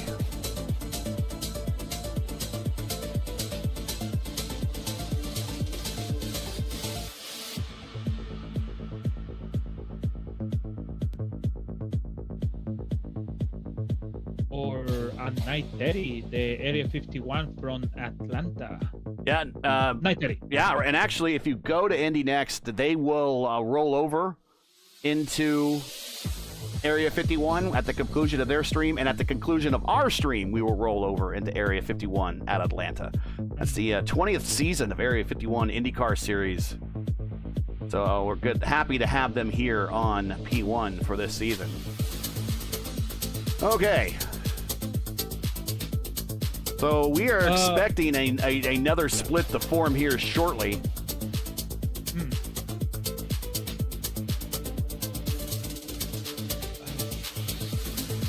I checked the standings. I know it's it's a good thing to talk about. Let's talk about the standings. Matt Halliwell is still the leader after he finished third in the first race on 48 points, 4.8 circuit field yesterday, the second race actually.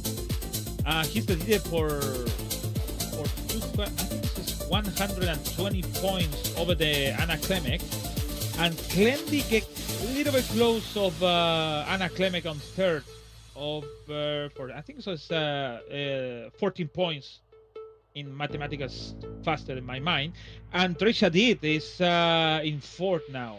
Tyke Whelan fifth, Jose Busaro sixth, Indy Kuchenbauer 7, Mixon and 8, Forson and 9, and Aleja Gibson in 10. So because Trisha Deed finished on top in the top 3 on the first race, he's now on 4th position.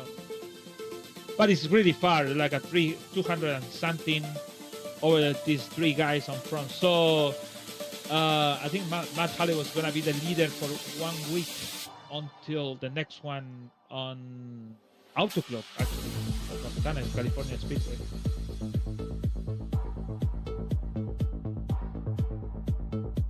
All right. And then after that is the drop weeks. Yeah, let's talk about the upcoming schedule. A lot of pack racing tracks. I know. So it's coming Oh, California Speedway. Yeah, 60 laps, and then Charlotte. It's gonna be the afternoon. So it's gonna be maybe like we've seen in body. So kind of separate but not together, because we have a late caution. That's why all of this close everyone at once. Then after that is coming Phoenix, week 10, 11 Michigan, and then 12 we're going to the Legacy, Texas. Good. Which we actually just had a race at in the Elite Racing League too. So Controversial, very, very controversial, both of them. With actually not controversial on the ERL, more on the Charlotte in body, but it was a very good victory for Chad Simpson. Actually, it's in our channel the two shorts of short videos. One of them in the Texas when Tyler 40 won the race in ERL, and Charlotte with Chad Simpson winning the race by, I don't remember, if 4 or 5 thousandths of a second over the Clendy. thousandths of a second. Still waiting for a top split the form here for race number 2. Just a reminder, race 1 was won by Justin Botello. Tracy did finish second, Ben White in third.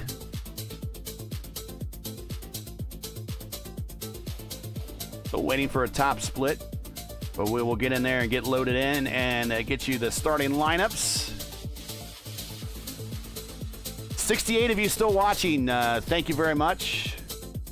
Really, really appreciate that. Sticking around for meme race night. Very impressive, a 5.1K for race 1. I've actually, the Triple Crown, when we had actually this is what we do every season, is that we do the Triple Crown, the P1 Triple 49. Crown. And that's Indianapolis Auto Club in Michigan this season, but we're kind of calling it the unofficial Grand Slam when you throw in Talladega.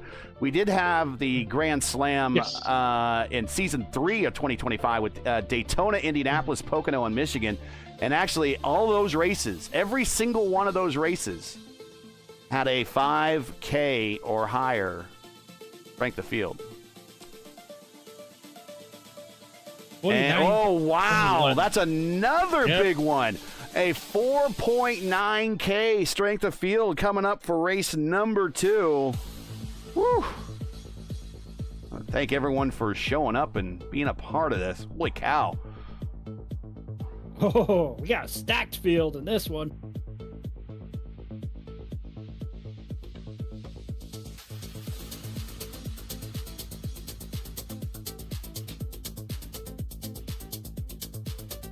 By the way, we have to say thank you to Logan Edwards and Alan Breton, for the donation and in the link we put it in our chat. So thank you.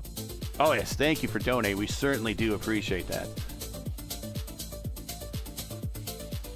Overlays and graphics and Lewis, none of them are cheap. No, actually, no. It's it is it's pretty good actually. It could be actually. We have it now. We have it used to the SDK or something like that. That is really sucks, and it's really. I know everyone uses it, but this one is much better. Actually, the normally the big ATVO, other than the new overlay files that I got that were supposed to work tonight, other than that, ATVO has worked pretty well tonight. Yeah, but it is what it is. Sometimes the machine is not working, sometimes good, and it is what it is. But 99% working perfect. So just what is mean. It could be that the LTVO is working mean too. So.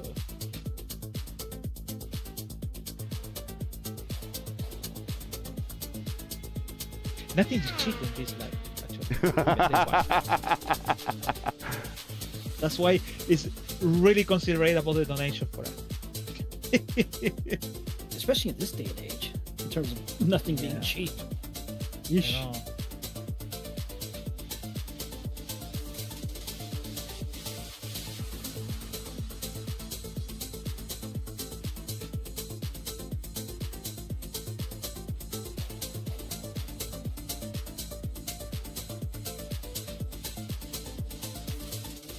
And we are loading into the session here, so as you hear cars in the background here. Yeah, somebody is going to get an unsafe pit exit because they I know. immediately went up I on saw track. Lord. Like, It is tough because Lol. you're going on the you're going half you're going to the speed to take the thing, and they give you a black flag because just give it a black flag before to just reset the stuff.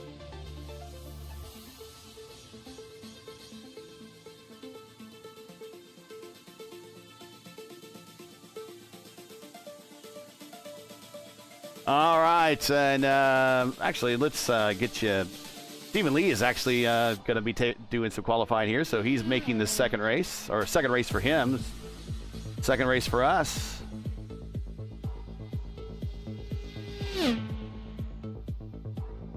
I remember in that time when I used to racing in the fixer series, not the oval fixer series.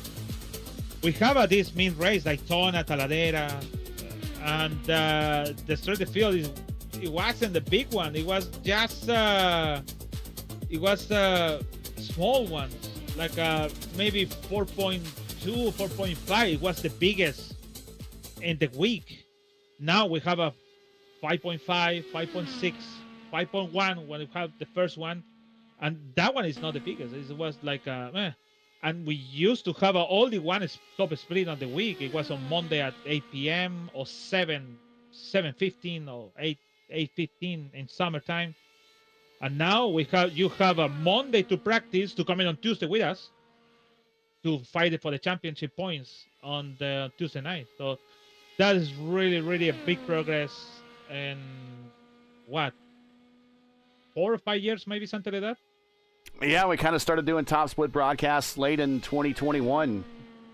Did them all through 2022, and then we had the blackout in 2023, and then middle of January 2024, iRacing smartly got the IndyCar, or actually IndyCar took the license away from those guys in Russia. iRacing smartly picked them up. Florida and Russia. Yeah, whatever. Smartly picked them up and allows us then to. But yeah, there was a period for about a year where we could not stream broadcast races, and then for the whole IndyCar community, they couldn't even race official iRacing races on anything that was a official IndyCar track. So they could do races at the time Indianapolis, they couldn't do it at Iowa, they couldn't do it at Mid-Ohio, they couldn't do it at Road America, Long Beach, none of those places. They had to use all tracks that were not part of the IndyCar championship. Oh, Butch Davis asking in chat if he can donate a bottle of water for Justin's voice.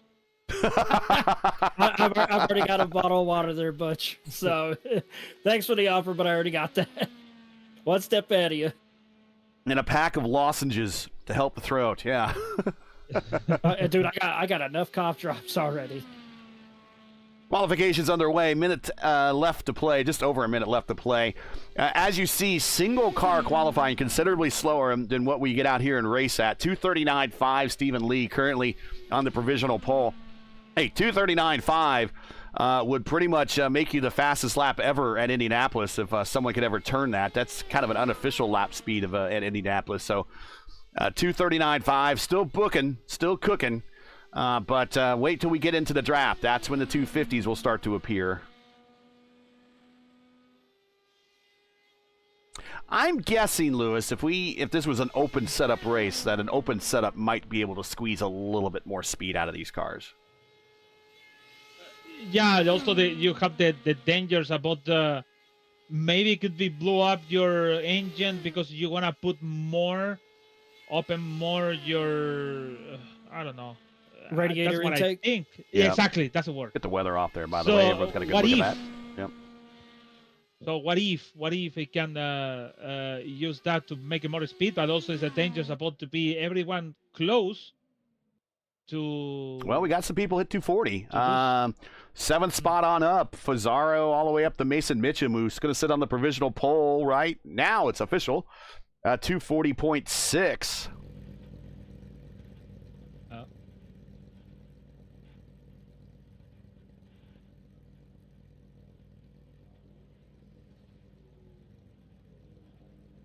Well, so, Oh, let's Mason hope the Mitchell again. overlays work. Mason Mitchell And again with the pole. again, the overlay is not working, and I don't know why, because this one should. Let's try it again.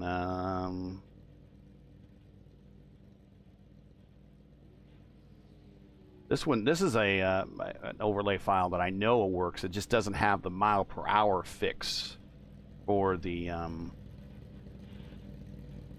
starting lineup. Oh. Wait. Oh. Okay. Oh, what do you say? We'll give it a shot here. Yeah, what do we say? Let's give it a shot. Hold on a sec. Go ahead and go now. All right. Well, on the pole, it is Mason Mitchum There we go. with a 240 mile an hour lap time. Well, lap speed, I should say. Correction on that one. Casey Pobolonis will start second. Trace Shadid will start third. Fourth is Jason Brophy, and Tristan Forston. It will round out the top five. Matt Hollabaugh will start sixth. Jose Fazaro will start seventh. Deer herself. Anna Clemic will start eighth. Stephen Lee ninth. And rounding out the top 10, it'll be Elijah Gilson. Frank Guillen will start 11th. Dylan Moskowitz will start 12th. Richard Vasquez 13th. John Stellard 14th. And the last car to take a qualifying time, it is Crash Neon will start 15th. Perrin Huggins will start 16th. Jose Solis Jr. will start 17th. Caden Diedrich, will start 18th. And rounding out the top 20 will be... Oh, wait, correction. Yeah. Caden Diedrich will start 18th. Lilac Zier 19th. And rounding out the top 20, it is Lichtenberg. 21st, it is Caleb Brashear. Logan Edwards, 22nd. Emily Howe starts 23rd. 24th, it is the boss man, Antonio Estrada. 25th will be Bill Daniels. And starting shotgun on the field, it is Ty Quilla. That is your 26-car field here at Talladega. Brophy starting a little bit higher in the starting order this time. He's decided the back from the back last time. This time he's got himself a front row seat, basically. Actually, yeah, it's better. I think, like I said, Trecha did and make him to finish in the top 3. And I think Anna Clemic is better. I think this mid-race is not to stay on the back, especially if you're fighting for the championship. So you don't want to just release or stay on the back. Actually, it's the thing is stay on the front because the championship. You know this question. Sorry, Gary. What is the highest straight field we had in the broadcasting race? It was one of our Indianapolis races. I think it was like a 5.4 or 5.6. Can't remember. I have to go back and look. I don't even have in my notes here. 5.4. 54. I think a 54.70. 54.97 was a race a couple seasons ago. And you could search SOF. I don't know if you could. Well, maybe you could search SOF on our P1 page on our channel, and that might actually bring up all the strength of field. If it has it in the title, might actually show that up. I'm trying to make a best of playlist, and I need a thumbnail, and my artist is again not delivering for me. Here we go, green flag in the air, and we are going to go racing for race number 2 of the Tuesday night top split meme race doubleheader.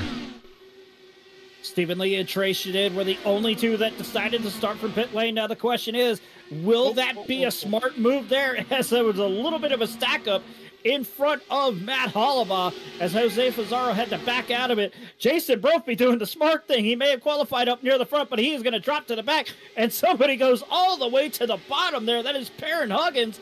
He shot all the way going to the middle. on there?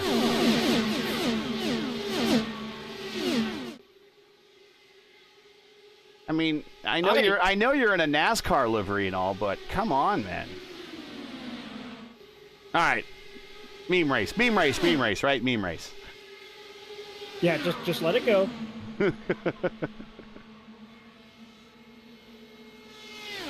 Wait, Trisha did started for the pit stop. I didn't Yeah, realize Tricia that. did and Stephen Lee.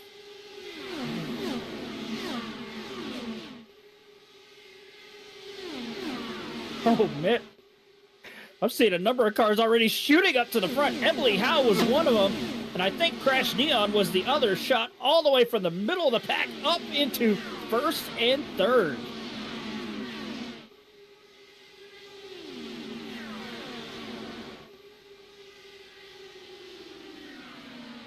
Your boy Crash Neon leading right now, Justin. Jose Solis Jr., much like in the first race, shoots to the front. He's up 15. Crash Neon up 14. Emily Howe up 21. And again, same first, second verse, same as the first, Lewis. Just like race one, just like in the bonus coverage, IndyCar regulars going to the back but staying on the bottom, and non-regulars going directly to the front. They're not wasting any time.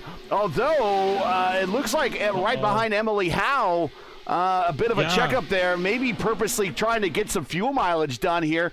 Maybe this whole group behind is opting to go at a slightly slower pace right now, but 1 and 2 kind of pulling away. But Casey Povolona says, nah, not without me. He moves ahead. He might see an opportunity there, but right now, kind of the non-regulars. Well, Neon's a regular, but he is Solis is not a regular, and Emily Howe not a regular. They've gone to the front. I think what Emily Howe was doing was also she used her hybrid and then had to recharge it, because I saw the speed drop down to like 219 at one point. So she definitely had to be recharging the hybrid there. Yeah, let's get the tree up here, by the way. I haven't had the timing tree up. Here we go. And let's show you best laps so far for everybody. Not actually, that's not right.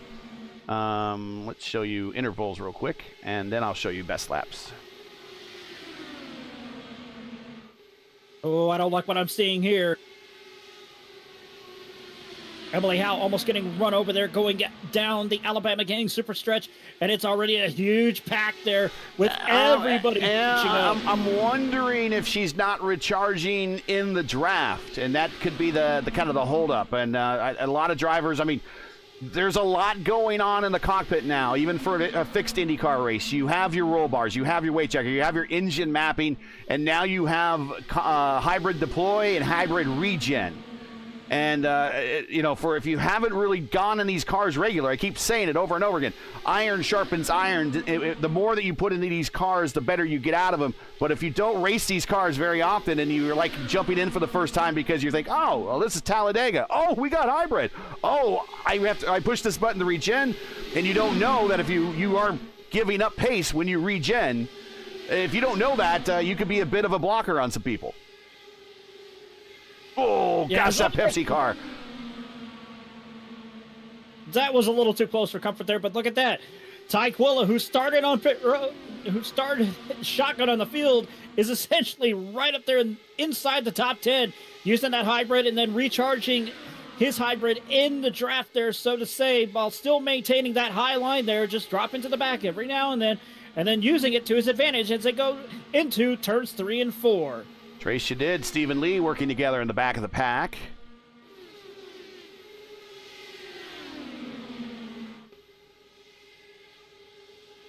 So Crash is a regular on the Top Split broadcast. He is one of the community regulars. He's got a lot of experience in these cars. Casey Povolonis, a lot of experience in these cars. Jose Solis, we've seen him in races before, but doesn't always make the Top Split races. And he has Emily Howe all over his attenuator, rubbing on it like this is bump drafting. believe it or not, you technically can bump draft. You just have to be extremely still on the wheel. Oh, jeez. Oh, yeah. I'm telling you, someone cracks the throttle a little bit. That's her nose is showing wear on it. There it is, right there. Oh, no! There it is, just as I thought it would. And Mitchum goes to the bottom. We got a car on the wall up, but is that? That's Crash Neon. That is Crash Neon. So we're gonna go back and watch this. What? So not sure what happened to Crash Neon. It was a bump draft gone wrong. I know what you're saying. Well, you can technically do it in these cars, but I don't think it's very wise to do, especially if you don't drive these cars an awful lot. These are not stock cars. These do not have bumpers. They're not meant to bump draft. And this is kind of what you see right here, where you just sort of see a little bit of aggression early in the race, Lewis, and it gets into the back of Solus, loosens him up, sends him into Crash. And I've got to tell you, Crash did nothing wrong. He was just an innocent bystander. Yeah, he came fast. I think he realizes like, oh, you have to slow down, and that happened all this stuff. So it's fortunately because we don't have the chance to do this kind of race, this kind of things on the middle. So it's too early to make all of this kind of move. And we don't make an awful lot of judgments on racers, but you can't do that in these cars. I know it seems fun, but you can't do it, and especially in a strength of field race that's almost 5K, you can't do that. You gotta prove that you're worth your 5K or your 4K I rating. And you can't be doing that type of stuff. And look at all the drivers in the back. They are some of the seasoned drivers back there, and they're just kind of waiting for that to happen. Yeah, the ones that are hanging out in the back, pretty much, they know exactly what they're doing. It is the smart thing to do. Just let the ones that have never run this car, especially here at Talladega, let alone Daytona, or even redacted superspeedway, as we jokingly call iRacing superspeedway, just hang out in the back, watch those that have never run this car at all on tracks like this, just take each other out and just pick your way through the field while still trying to play the fuel mileage game. Anna Klimek, a bit of a pump fake. She's going to stay out along with Elijah Gilson. Mason Mitchum's going to stay out. Antonio Estrada is going to stay out. Stephen Lee is going to stay out. And also we got Trey Shadid's going to stay out. Richard Vasquez is going to stay out. Good call for him. And I think this is a good call for all these drivers.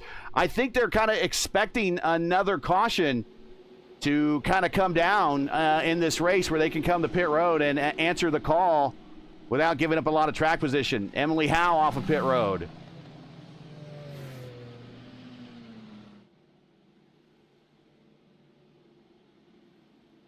Now, it may be the smart strategy at first, but like you said, even if they've taken new tires right behind them, the ones that have come off of pit road here, new tires can definitely overcome those that have stayed out. Lewis, can you go back and check on Howe and see if Emily Howe changed tires? I'm seeing a lot of people, Fazaro, Frankie Gwynn, coming in for like 5-second stops, making me think that they're just topping off the tank, whereas Povolonis, Huggins, some of these drivers might have come in and decided to go get new tires. There are tire limits here in the fixed series. We have 3, 2 in the pits, 1 in the car when to start the race, so they've dipped into that stash of tires already yet. But I got to think Emily Howe probably went fuel only. Yes. Yeah, actually, like you said, Gary, it's because the timing. Even Stephen Lee, he put really low. Stephen Lee didn't come to pit road. He started on pit road. So Tracy did started on pit road too. So yeah, that number is kind of deceiving. But I think for Bolones, for the timing, for Bolones, Huggins, I think that's the name, Sear, Caden also too. all of the people with the 8 or 7.9 or 8 point something. Oh, They interesting. change the tires. Interesting. Okay, so a lot of the guys that stayed out, Gilson, Mason Mitchum, Tristan Fortson, Antonio Estrada. And I'm wondering maybe that pit road wasn't open when they wanted to come by. That had to be. Maybe they're just opting now to come to pit road. A lot of other cars coming in again to top off. Pizarro coming back in again, topping off. Hollenball coming back in, topping off. Brophy coming back in. Interesting. So Klimek and Vasquez stay out. Howe comes to pit road with the first group of people. And she would have been like 7th or 8th in line now with everyone coming to pit road on the second opportunity. She will cycle up to second. Frankie Gwynn in third. Casey Povolonis in fifth. Excuse me, Frankie Gwynn in fourth. Casey Povolonis in fifth. But now, if I'm Richard Vasquez and I have an inkling of what Emily Howe did on that last stint, just kind of getting up into the back of Solis, I don't think I want her anywhere near my attenuator. I wouldn't want that either.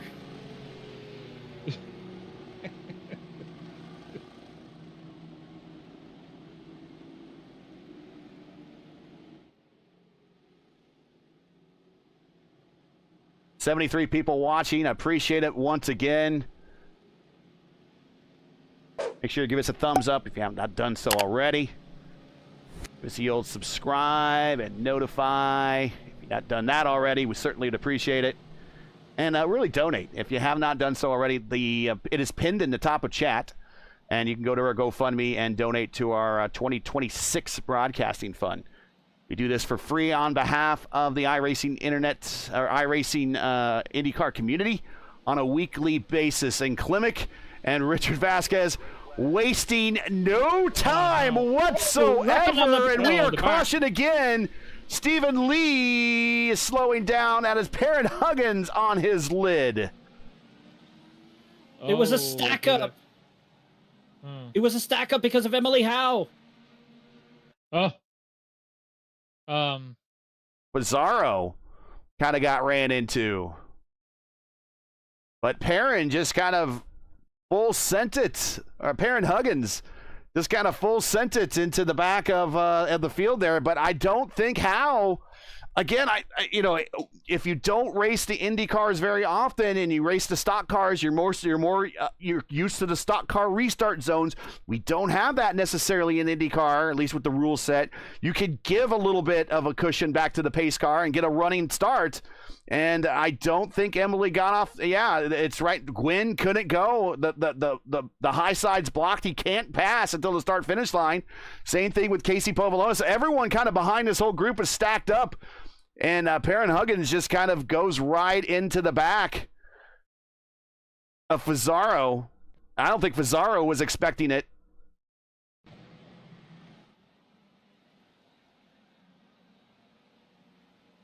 Stephen Lee might have. He kind of offset himself a little bit. Let's look at Stephen Lee on this replay. I mean, he has set himself offset, but it does open the outside. And maybe that's what Perrin saw. Maybe that's what he's just like, oh, okay, he leaves the outside open for me. I'm going to get a big run. And then all of a sudden, now people start stacking up.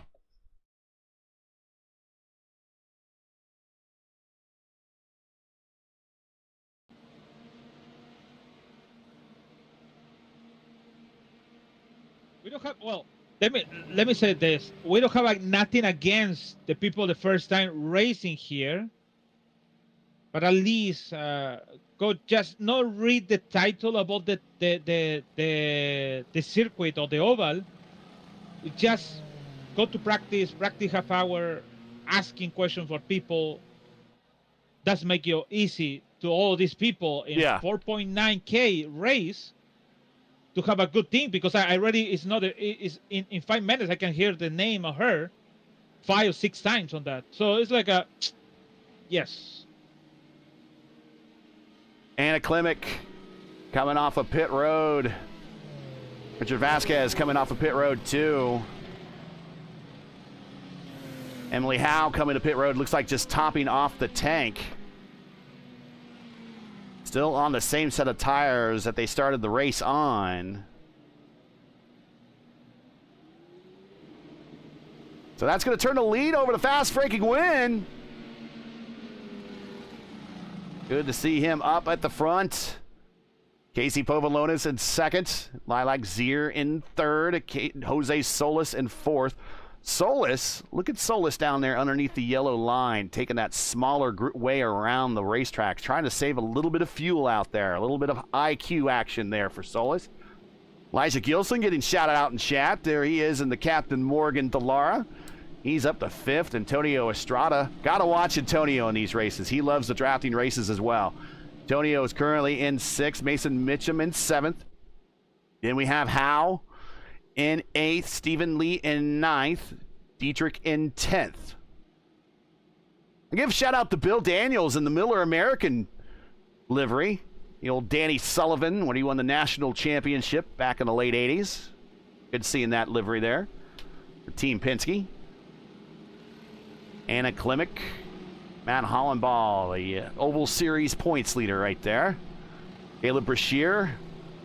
I had to feel like he had a bit of a target on him in the last bonus race. Dylan Moskowitz and the Dallas Stars, Dallara. So we are still under caution, and we might see some more people head down pit road.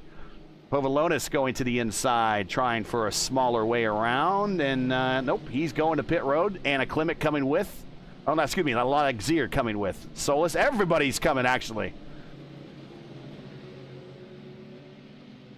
Emily Howe staying out. AC Povolonis leading the whole group of everyone else down pit road.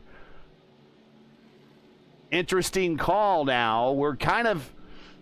I don't think they can really make it on one more... I mean, I think everyone needs to come to pit road for one more stop. I mean, what's a stint here? Stint here is like 30-ish laps. We're kind of in that neighborhood, I guess. We're getting real close if there's a fuel save going on. There's coming more people to the pit. Oh no, forget it. I watch in replay. Sorry. But yeah, maybe it is true about but they can save a lot of fuel in behind of the car. You're going to map 5 and going one speed over there. So what if? Well, for sure it's gonna come in one more yellow around and make all of these good to go to the end. So. Check out chat here. How is this top split? Well, this isn't top. Well, this is top split of this time zone or this time slot. The normal top split broadcast that we do on a weekly basis is at 7:15 during the winter, 8:15 during the spring and summer. And the top split was an 5.1K. Even though this is a 4.9, so this is still a pretty good top split. Let's go Caleb and Logan. Okay, looks like some Luke Mansky. Logan Edwards in 20th and Caleb Brashear in 13th. Go ahead. Do you know what is the time? Somebody said about longest caution ever. Yeah, 2 minutes and 27 seconds pacing lap. Man. Yeah, here's the last lap time that we just turned. 2 minutes 17 seconds by the leader. All right, so let's get off this. Let's get back to our restart cams, and this time Emily is staying a lot closer to the leader, and Frank is bringing him down slow, and we are starting to back up again in the back, right behind Anna Klimek, and Frankie takes off, and he goes to the bottom of the racetrack. Green flag, we're back underway. Lap 16 of 50, now 17 of 50 here at Talladega. That was a big stack up there. That was not ideal for this restart here. Usually they go right when that pace car goes in. But the old saying goes, gamesmanship on the restart here. Look at Jose Solis Jr. using his hybrid already up to the high side as they go into turn 3.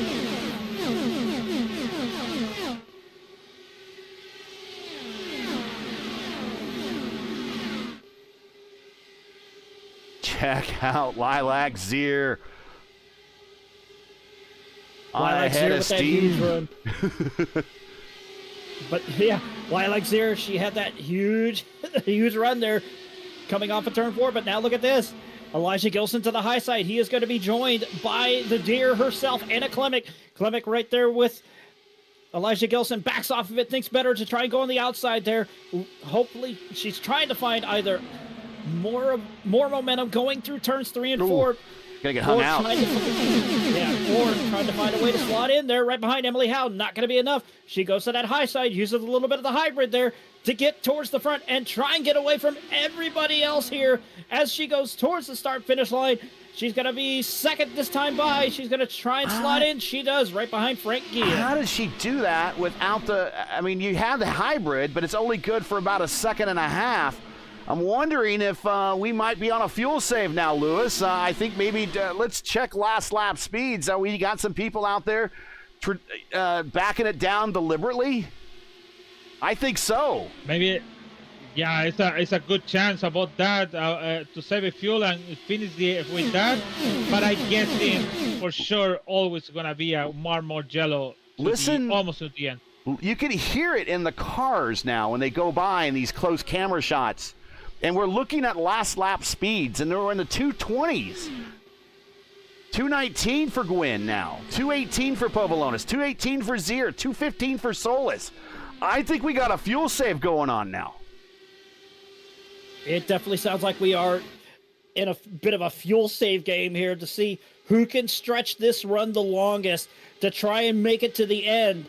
But as the old saying goes, especially here at Talladega, chaos will always reign supreme, and calamity will happen. Klemic is out to a 0.7 of a second lead, and that is not enough to break the draft. As she's trying to break the draft right now, going down the tri-oval area, heading to the start-finish line and going into 1. That lead is now evaporated. It was 0.7. Now it's 0.2 as everybody's right there, and I think she's decided that it makes no point to try to run away to the group. Just try to lead the group. And you can hear it. And yeah, look at her. She's going to the inside. She's like, go right ahead. Go right ahead. I thought we were about to have an accident there going into turn 1. Jose Solis Jr. had a huge run. He went to the apron, didn't realize, oh, I can't do that because 33 degrees of banking and a somewhat flat apron does not mix well, especially in these cars here. You could hear it actually on the racetrack. Let's go back to Antonio Estrada. We'll ride with Antonio. You can hear it. Look at his dash. He's in 6th gear, and he's just 3 lights into the yellow.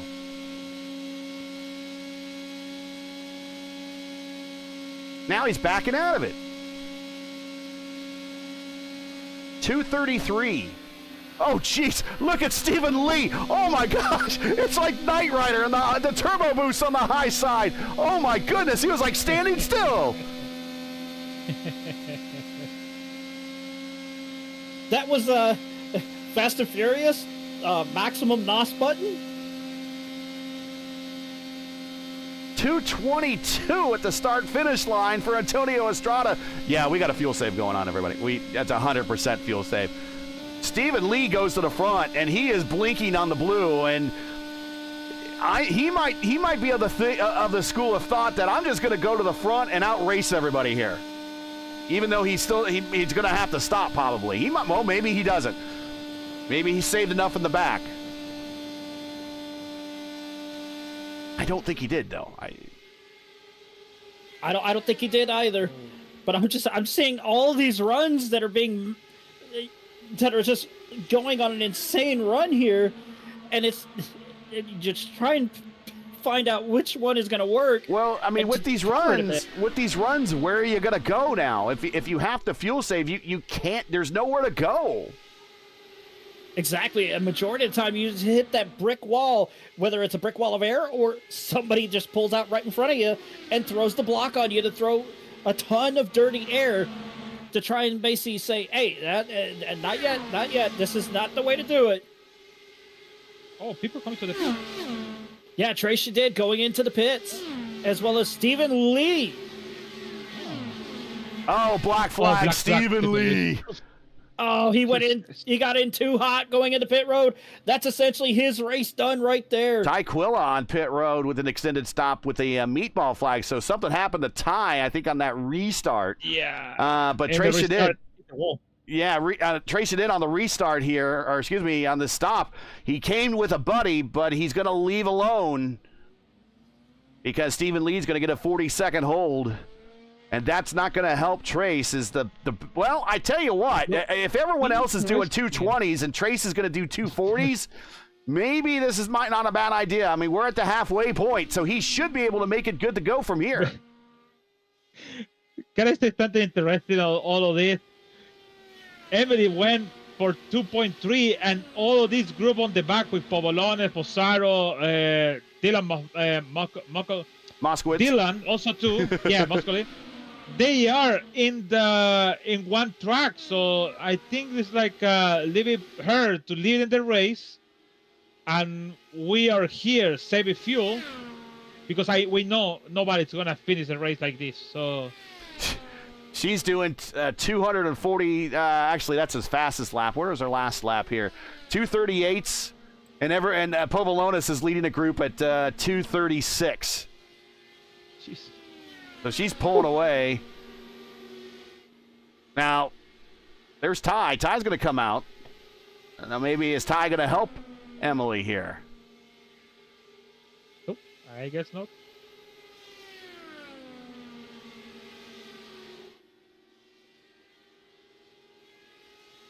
Hey, once again, if you're just joining us, you're watching P1's coverage of round 7 of 12, and this is race 2 of our 2-race doubleheader with some bonus coverage at the 8:15 race. And this is the IndyCar Oval Series Tuesday night top split coming to you from Talladega Superspeedway, where Emily Howe currently leads race 2, but more than likely might have to stop late. She is trying to pull away from the rest of the field while the rest of the field is bit on a bit of a fuel save. She leads by 2.7 seconds over Casey Povolonis, the Big Fuzz, and Dietrich in 4th, Gilson in 5th. Make sure to smash that like button, subscribe to the channel so you don't miss out on the next race. Also, don't forget your commentary team by sending a donation to our GoFundMe campaign. The link is in the description, also pinned in chat. We certainly would appreciate it.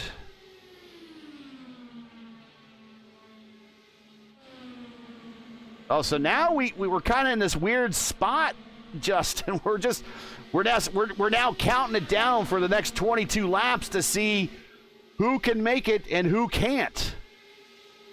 If we got no cautions. Yeah, if we have no cautions, it's going to be interesting to see how how the strategies are going to play out here, because I'm still looking at the back here. I'm looking at Brendan Lichtenberg, who's right behind Jason Brophy. They're on a bit of a fuel save strategy. I guarantee you they're probably in map 5 there. They're just hanging out in the back, waiting until at least some sort of chaos happens to where they can use... Casey Povolonis, pit road. Yeah, Casey Povolonis, pit road. Anna Klemek dropping to the back right behind Jason Brophy and Brendan Lichtenberg here. It's going to be interesting to see who will use that strategy that they've come up with to their advantage.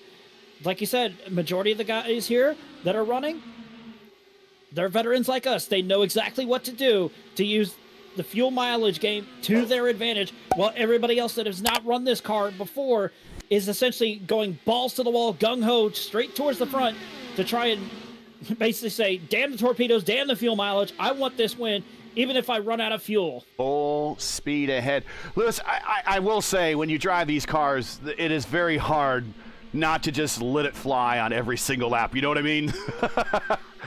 Yeah, it's really hard, actually. But I don't know, especially in this kind of track, it's hard everything.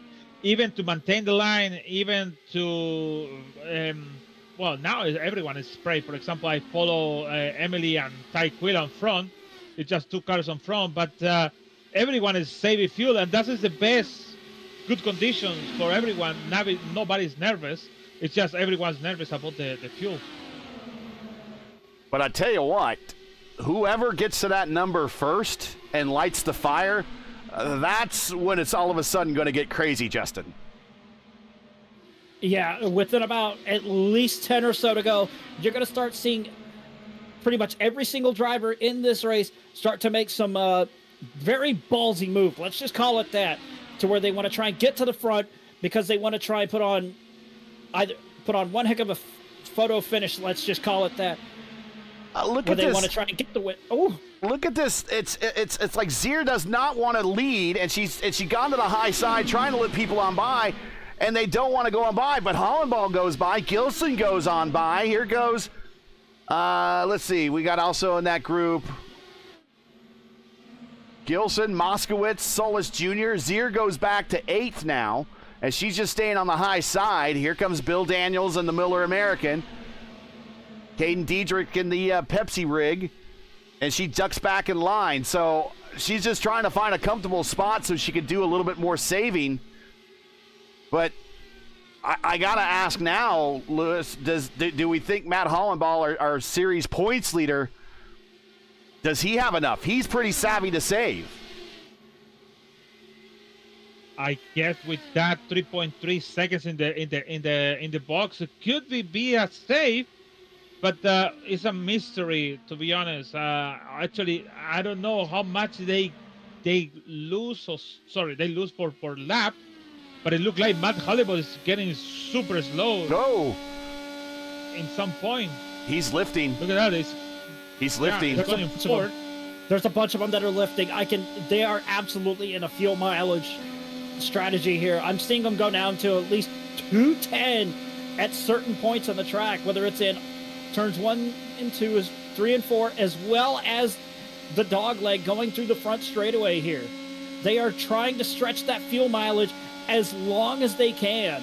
I think Hollenball realized that he had a big lead and wanted to bring the field back to him, so he was lifting. We rode with Gilson for a second.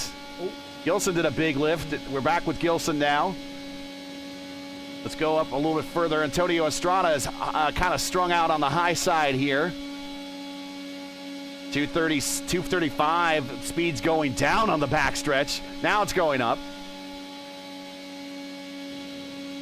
It's a roller coaster ride. Black flag for Emily. Emily coming to pit road pit. and spins out. That's essentially her race done there. And let's just check what happened with her. And I think she realized that she wasn't going to make it and makes an executive call to come to pit road and overcooks it. Too hot. Yeah, overcooks it. And it might not be a bad thing. I know some of the drivers probably saw the aggression out there, and they're probably like, whew, okay, this driver's kind of out of the running now. But she tried to bring it in hot. I will give her all the credit in the world to try to hit that pit road as hot as possible. But the brake bias not set in the right position, and the car back in almost wants to swing around on her. She slides it in, but unfortunately pins it up against the wall where she'll have to back up. And unfortunately, that's going to end her race and a black flag. So now we go back up front, and it is Fast Frankie Gwynn and Fazaro up front as they continue to put up some of the fastest laps. Can these two make it with 14 to go? I think they can, but barring a caution, knock on wood, they're probably going to get caught. They're probably going to get caught by the rest of the field here. Now let's check out gaps. Even though the rest of the field here is pretty much in a fuel gambit. There's 11 seconds back to that next group behind these guys. Behind the two leaders, Gwynn and Fazaro, and then it's 11 seconds back to Vasquez.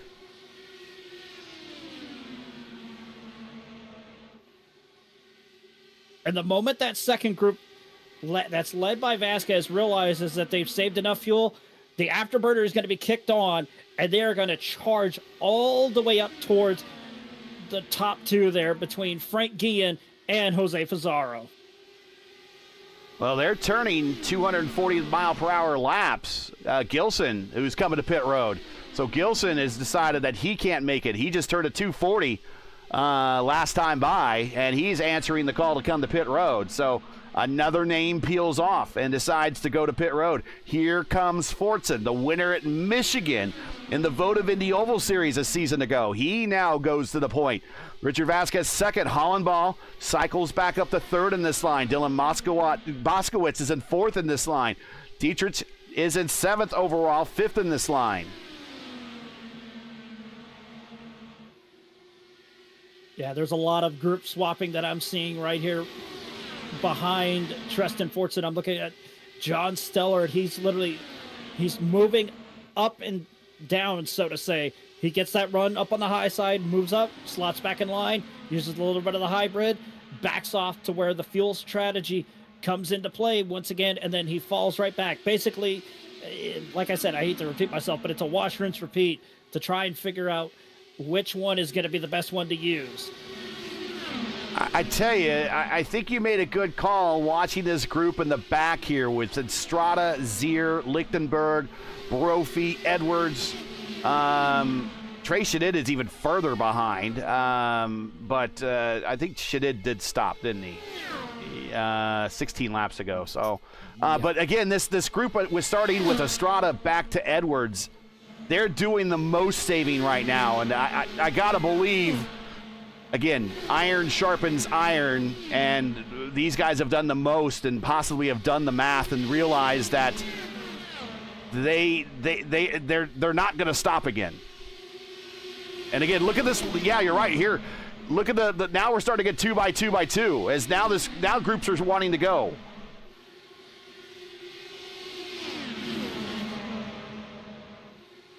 Yeah, Lichtenberg has that run on the high side. From what it sounds like, from what I'm hearing inside his car, he has not touched the hybrid whatsoever. I could be wrong. No, wait a minute. Actually, he did. I heard a little bit of the chirp in the tires there. So he did use the hybrid. Now he's going to regen in this draft. And he should be able to use it at the perfect time. But that perfect time is going to have to come within at least maybe 3 or 2 laps to go.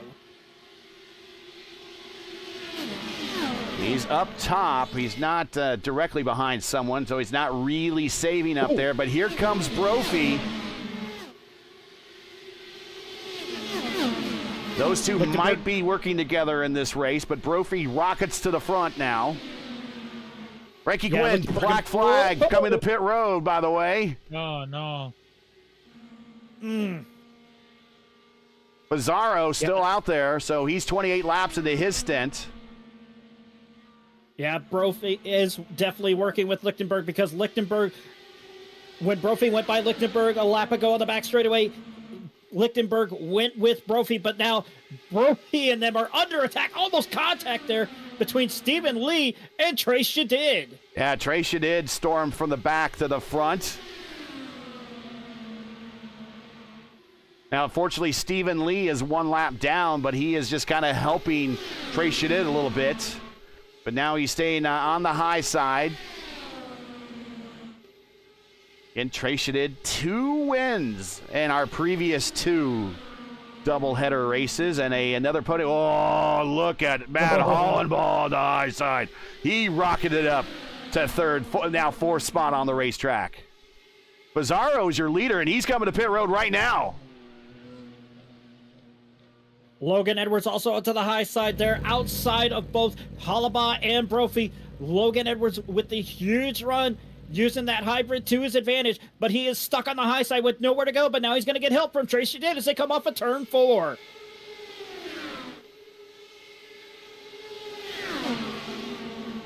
That's 7 to go, and I think they're going to pass Pizarro, so just a gamble did not pay off. Now, if we get a late caution, that will get the field shrunk together. So the lead car, the Samsung car, who won in our bonus coverage, is 1 lap down. I believe he sped coming to pit road and got a black flag. That's why he's at the back of the pack. But a driver that he races with on a regular basis, Trey Shadid, is back at the point. And here comes Logan Edwards. I shouted him out just a little while ago. I said we should watch this group. And here is Logan Edwards. He is up to P2. Then we got Brophy, Hollenball, and Mason Mitchum, Brendan Lichtenberg. the top 6 all IndyCar Series regulars.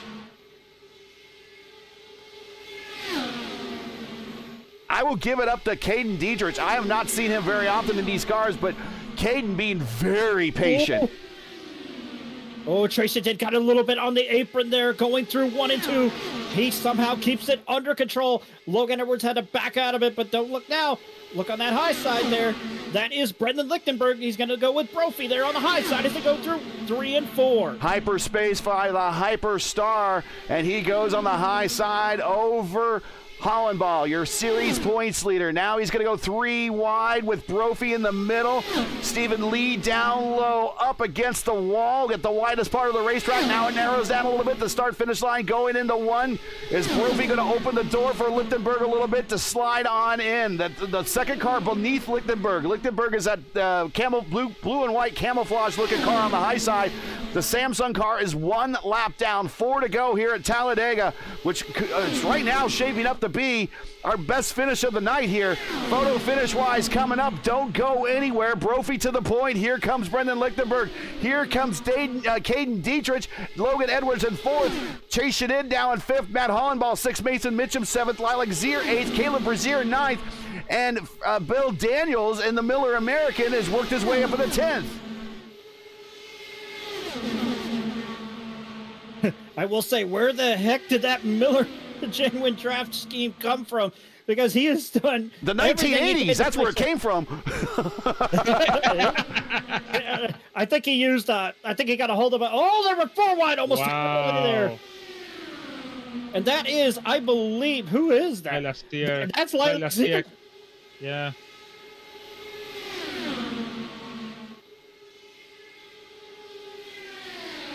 Lilac's teammate, Anna Klemick, one of the points leaders right now in the Indy Oval Series. 2 to go now at the line. 3 wide, 2 rows deep. Now 3 rows deep. Whoa! A little bit of a pump fake. We're going to go single file for the top 3. Remember, the Samsung car is 1 lap down, and here comes Caden. Caden with the big run on the high side, going to the point. How they all did not wreck there, I will never know. Please, white flag, please. White flag this time by Caden Dietrich's going to lead the last lap here at the line as Dietrich, Zier, and Lichtenberg, your top 3. Logan Edwards, Brophy, your top 5.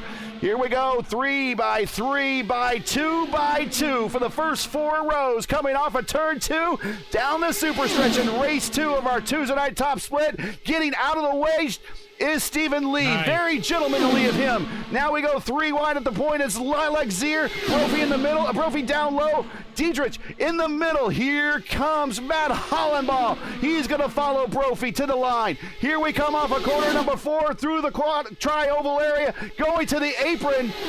Brophy, we got to call it to the wall. Brophy goes to the bottom. We're climbing over one another, and it is Brophy at the line over Zier.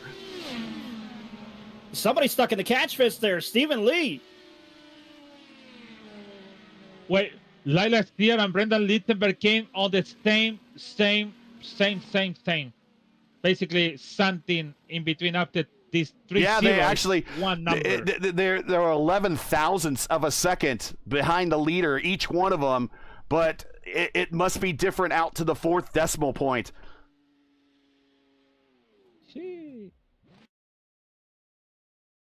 Let's watch that finish one more time. Try to get a better view here. And again, using that apron, which we've seen before, and it didn't work before. Man, that's crazy.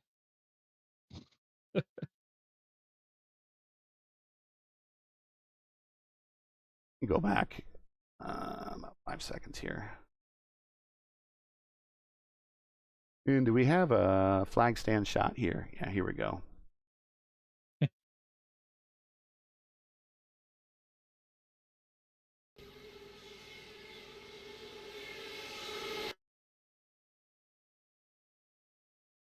And I think I got us a better shot here. Let's see. Do I get us a better shot?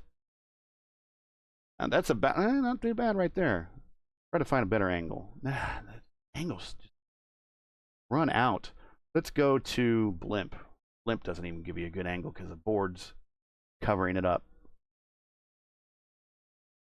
Try get Brophy. Is the camera on Brophy? Yeah. Let's try this one. None of these angles are really good at showing.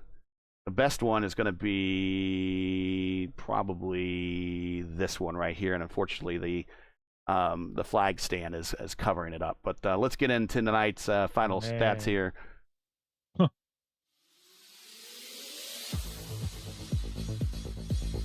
Mr. Lee.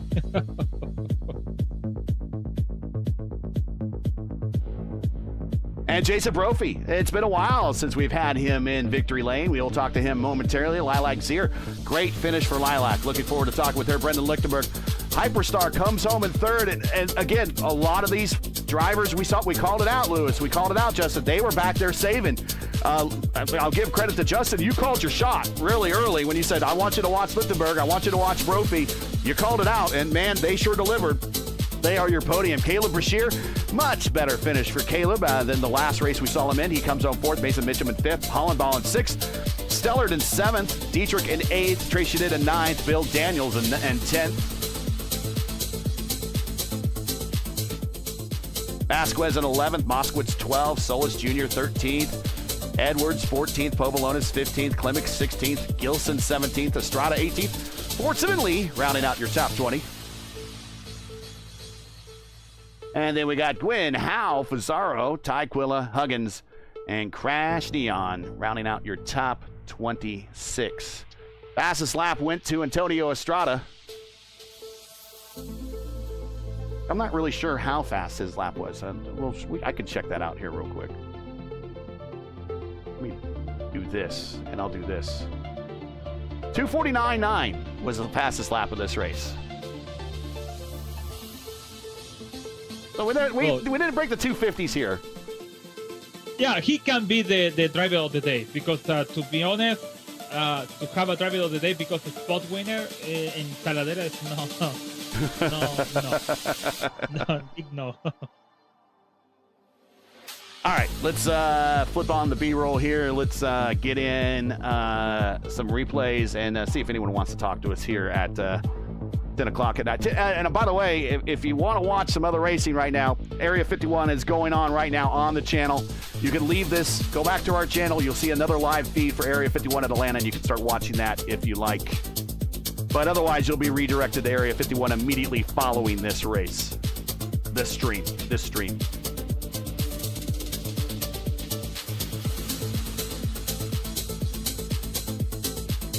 And we will bring up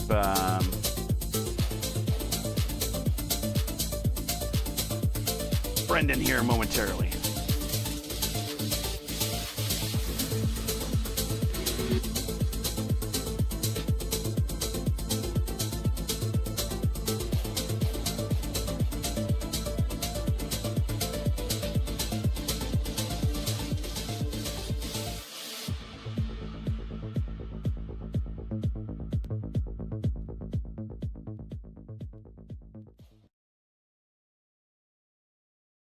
All right, let's get into the interview room here, shall we? And here is Brendan. We'll bring him up first. Brendan Lichtenberg joining us in the booth, the Hyperstar. And I tell you what, Justin called it out about 10, 20 laps, or 10, 15 laps from the end, really, that he said, I want you to watch this group. And you guys were back there fuel saving, just waiting to hit your number. And then once you hit that number, you guys rocketed to the front. And he called it, and you guys delivered and made him look smart today. Congratulations coming in third. But talk about just riding around in the back, hitting the number. Not a very exciting race back there. I was kind of wondering what you guys were having to say and do about it, because it's probably not the most entertaining thing to watch, but it's what you have to do. I mean, give credit to the others who pitted and were catching us too. I actually thought they were gonna make it and pass this, but it was, yeah, it was quite a save, but it was a doable save. to the point where I really only started racing with like 5 laps to go, and then it was just a big game of chicken because like I went at first thinking like I must be close to the number, and I saw no one else going with me. I'm like, am I doing the right thing right now? But I wanted to make sure like I didn't just get stuck in the back and get caught not going soon enough, and I knew I could still save some fuel doing it, so it ended up working out. I will chime in and say I did get a photo of that photo finish at the line, so it is in the IndyCar community Discord and Indy Oval Fix. You are tagged in it, by the way, Brendan. Awesome. So yeah, it was a close one. I figured second was possible, but it's tough to get first when they go down low, like any leader would. Right, and you actually finished with the same, at least to the third decimal point, the same time behind the leader as Zier did. So apparently she was a little bit closer to you, closer to the leader on the fourth decimal point than you were. So 11 thousandths is the margin of between you and the win, which is actually to date now the closest of the top split broadcasts that we've done here at Talladega. Typically the Talladega races, you know this, are kind of just a mess. So thanks for excellent racecraft. Thanks for the fuel save. And we tried to make it as interesting as possible. We saw you working. So the best thing we could do is just draw up the drama to try to keep everybody in their seats for the eventual photo finish. Anybody want to say hi to, shout out, friends, family, sponsors? Go right ahead.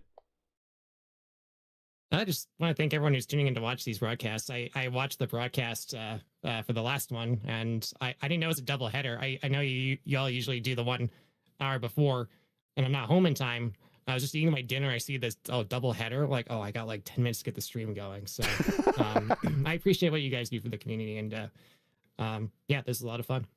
Well, we appreciate you being a part of it. Appreciate what you do for the community as well. Say hi to everybody on your stream, and we'll catch you at the next race whenever you make the next lineup. Thanks, guys. Brendan Lichtenberg, the Hyperstar. And again, Justin made the call fairly early. Actually, I said 10, 15 laps. I think it was more right around 20 laps to go. You're like, watch this group. They are going to be the ones to watch here. Let's go to Lilac Zier. And here is Lilac, bringing Lilac into the booth. I think one of the first times we get a chance to talk with you, Lilac. Welcome. Congratulations on the P2. 11 thousandths of a second. Oh, so close. But at one point, we saw you up front, and then all of a sudden, I think you realized, much like everyone else, that need to do a fuel save, and you were almost like begging people to pass you, and no one would pass you. What's it like up there when you're like, go, go, go, and no one else is like, no, you stay right there?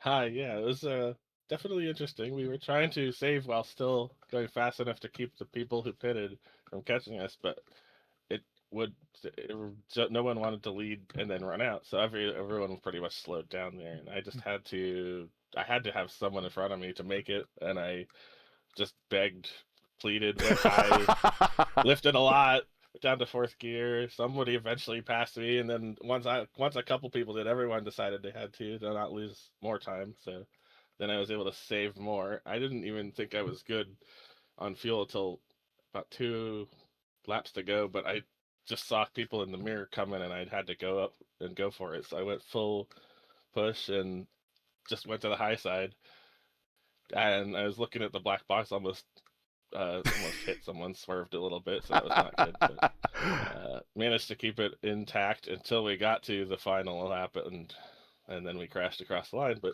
that's Talladega. How much did you finish with? Did obviously enough you finished, but how much did you finish with? Probably less than a half a lap, maybe a quarter of a lap. I was upside down though, so I couldn't tell. And yeah, you were that point where we kind of saw you fade to the inside a little bit, and then realized that there was a car real close, and you kind of jerked the back away from. You were looking at the black box then. Yeah, I was like, "Uh-oh, did I run out? Am I going to run out? Did I go too soon? Uh-oh, there's a car there. I better not hit them." Just so much sidetracked. It just looked like it. There's so much going on in these cars. I mean, talk about that. I mean, not just, you would think that there's not much going on at a draft racetrack like this, where you're just kind of in line. All you need to do is hold your line, recharge the hybrid, deploy the hybrid. You don't think there's much going on, but it sounds to me there was a lot of multitasking going on in the cockpit today. Oh yeah, you have to be paying attention to everything, because at that point, with people saving, there's gonna be big checkups, and even more so than normal. And I also was trying to regen it on the last lap and realized I moved the buttons for it recently and was pressing the wrong buttons, so it wasn't regenning, so that didn't help. But I don't think I would have had enough to get the win, even if I regened and deployed at the end there. The inside lane, the apron's just a lot shorter, but I was happy to hold on to a podium. Well, second by 11 thousandths. We don't know what the 10 thousandths is. Or actually we don't know what that fourth decimal spot is, but you tied to the third decimal spot, Brendan, across the line. On my UI, rounded it to .010 for me for some okay reason, so it's possibly right on the verge there of a 10-11 thousandths. Wow, that's just a blink. I don't even think you can blink an eye that fast, to be honest with you, my friend. But No. Any shout-outs, friends, family, sponsors, anyone to say hi to before we let you go? Yeah, shout out to my team, TMR, my teammates, and the alliance we have with Votive Racing, and they've been doing good work there on the collaboration and working together. So, and all my friends, and and you for broadcasting. Well, it's good to finally talk to you, Lilac. Good to have you here on the winner's podium. Congratulations on the P2. And, just like your teammate with Anna, I just think it's a matter of time before we see you in victory lane. So keep at it, but congratulations on the P2 today. Thanks. That is Lilac Zier. So we will now move up to Jason Brophy. And here he is, Jason Brophy, joining us, the winner of race number 2 of the 2-race doubleheader here at Talladega. Bit of a meme race, and you played it like a king at the back, fuel save, and then when it was time to go, you got up there before everyone else and broke out to the lead. Number one, how much of your IndyCar experience definitely helped you out here? Number two, you're also in the stock cars quite a bit. How much did any of the stock car experience help you here at all? Nah, I've hung up my stock car boots. We're kind of past that. I don't like driving that car anymore. So this was IndyCar. This was a lot of experience. I really want to do what Trace did, and you throw back to I saw him do that, and I really considered pitting that next lap, but it was one of those. I've done that so many times and it's backfired because somebody decides to go in the lead pack, and that ends you. In this case, no one decided to go in the lead pack, but we could let Trace catch up and kind of carry us the rest of the way. I was not good on fuel. If you want to know where I became good on fuel, about the time Stephen Lee, as a lapped car, pulled down in front of me with 2 to go. I was short with 2 to go. I thought I was dead on the number, but I was 0.02 a lap short, which would have meant I would have run out before the line. And then he pulled down in front of me after I went to map 3, and I saved and then pulled down on the backstretch. So I don't know that I win that I don't win that race without that. I would almost say for sure.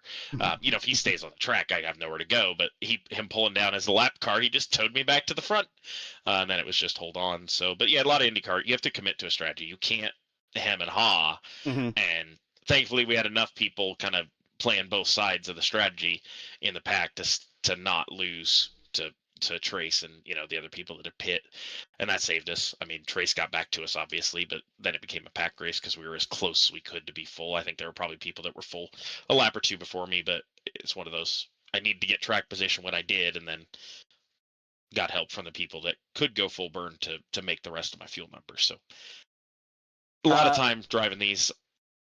Yeah. That's it. Yeah. Well, I keep saying iron sharpens iron, and you could kind of see how some of these races, and all 3 of the races that we covered tonight, how eventually it was either the regular IndyCar regulars were on the bottom all the time, knowing that when a wreck happens, it's going to happen from a car probably higher going up into the wall. So the bottom's kind of the safest place to be. And then also when it turned into fuel save races, you kind of saw where the IndyCar regulars were all kind of working together toward the back, inadvertently or not. They were all working together. But I want to talk to you about kind of this race for the first time using the hybrid. How did the hybrid play a role in today's race? Well, I'm actually going to step on your toes a bit and say, rolling back to the last race, and it plays into your hybrid point. I was actually up top for the last 8 laps. I was the 4th lane. We saw that. We saw that. Yep. It was stunning. 2 things. Stunning how well I could recharge and deploy the hybrid and be ahead at the end of the backstretch as a fourth lane. Like, and I don't know what was going on below me, if it was optimized, but that's really the only time I drove in the pack. And I could be the leader at the end of the backstretch. I almost got clear of Jose. I just didn't trust that I was clear, so I didn't do it. Going into like the tri-oval on 4 to go, 5 to go, something like that, I think I could have cleared down to the third lane. But it was pretty surprising just how well you could build momentum. And with the hybrid, if I deployed it, I was deploying it through the corners then, and to carry the momentum all the way down the straight, and it, like, I would pull ahead. And I think if I'd have done it right, if I'd had more practice and stuff, I think I could have cleared. I think second lane's probably the best place to be in, but it's hard to tell like how much I can. The further down you get, the more likely regenning is going to cause some kind of checkup that causes a big one. And so up top, I was free. I could just pull the paddle when I wanted, and it adds. I think it adds a lot. I at least, especially for this type of racing, I don't think you necessarily want to be just low lining the whole time. Used to be you'd have to build just a huge run. Now I think you can kind of get the leader to exhaust and try, if you see him recharge, then you deploy, stuff like that. I think for the oval stuff, especially in the pack racing, it makes a pretty big difference. I think at the roadside, it's kind of just meh. It's just more busy work. But I think at the roadside, it's strategic. Hurts the fuel numbers, so makes that a little more just a weight from it.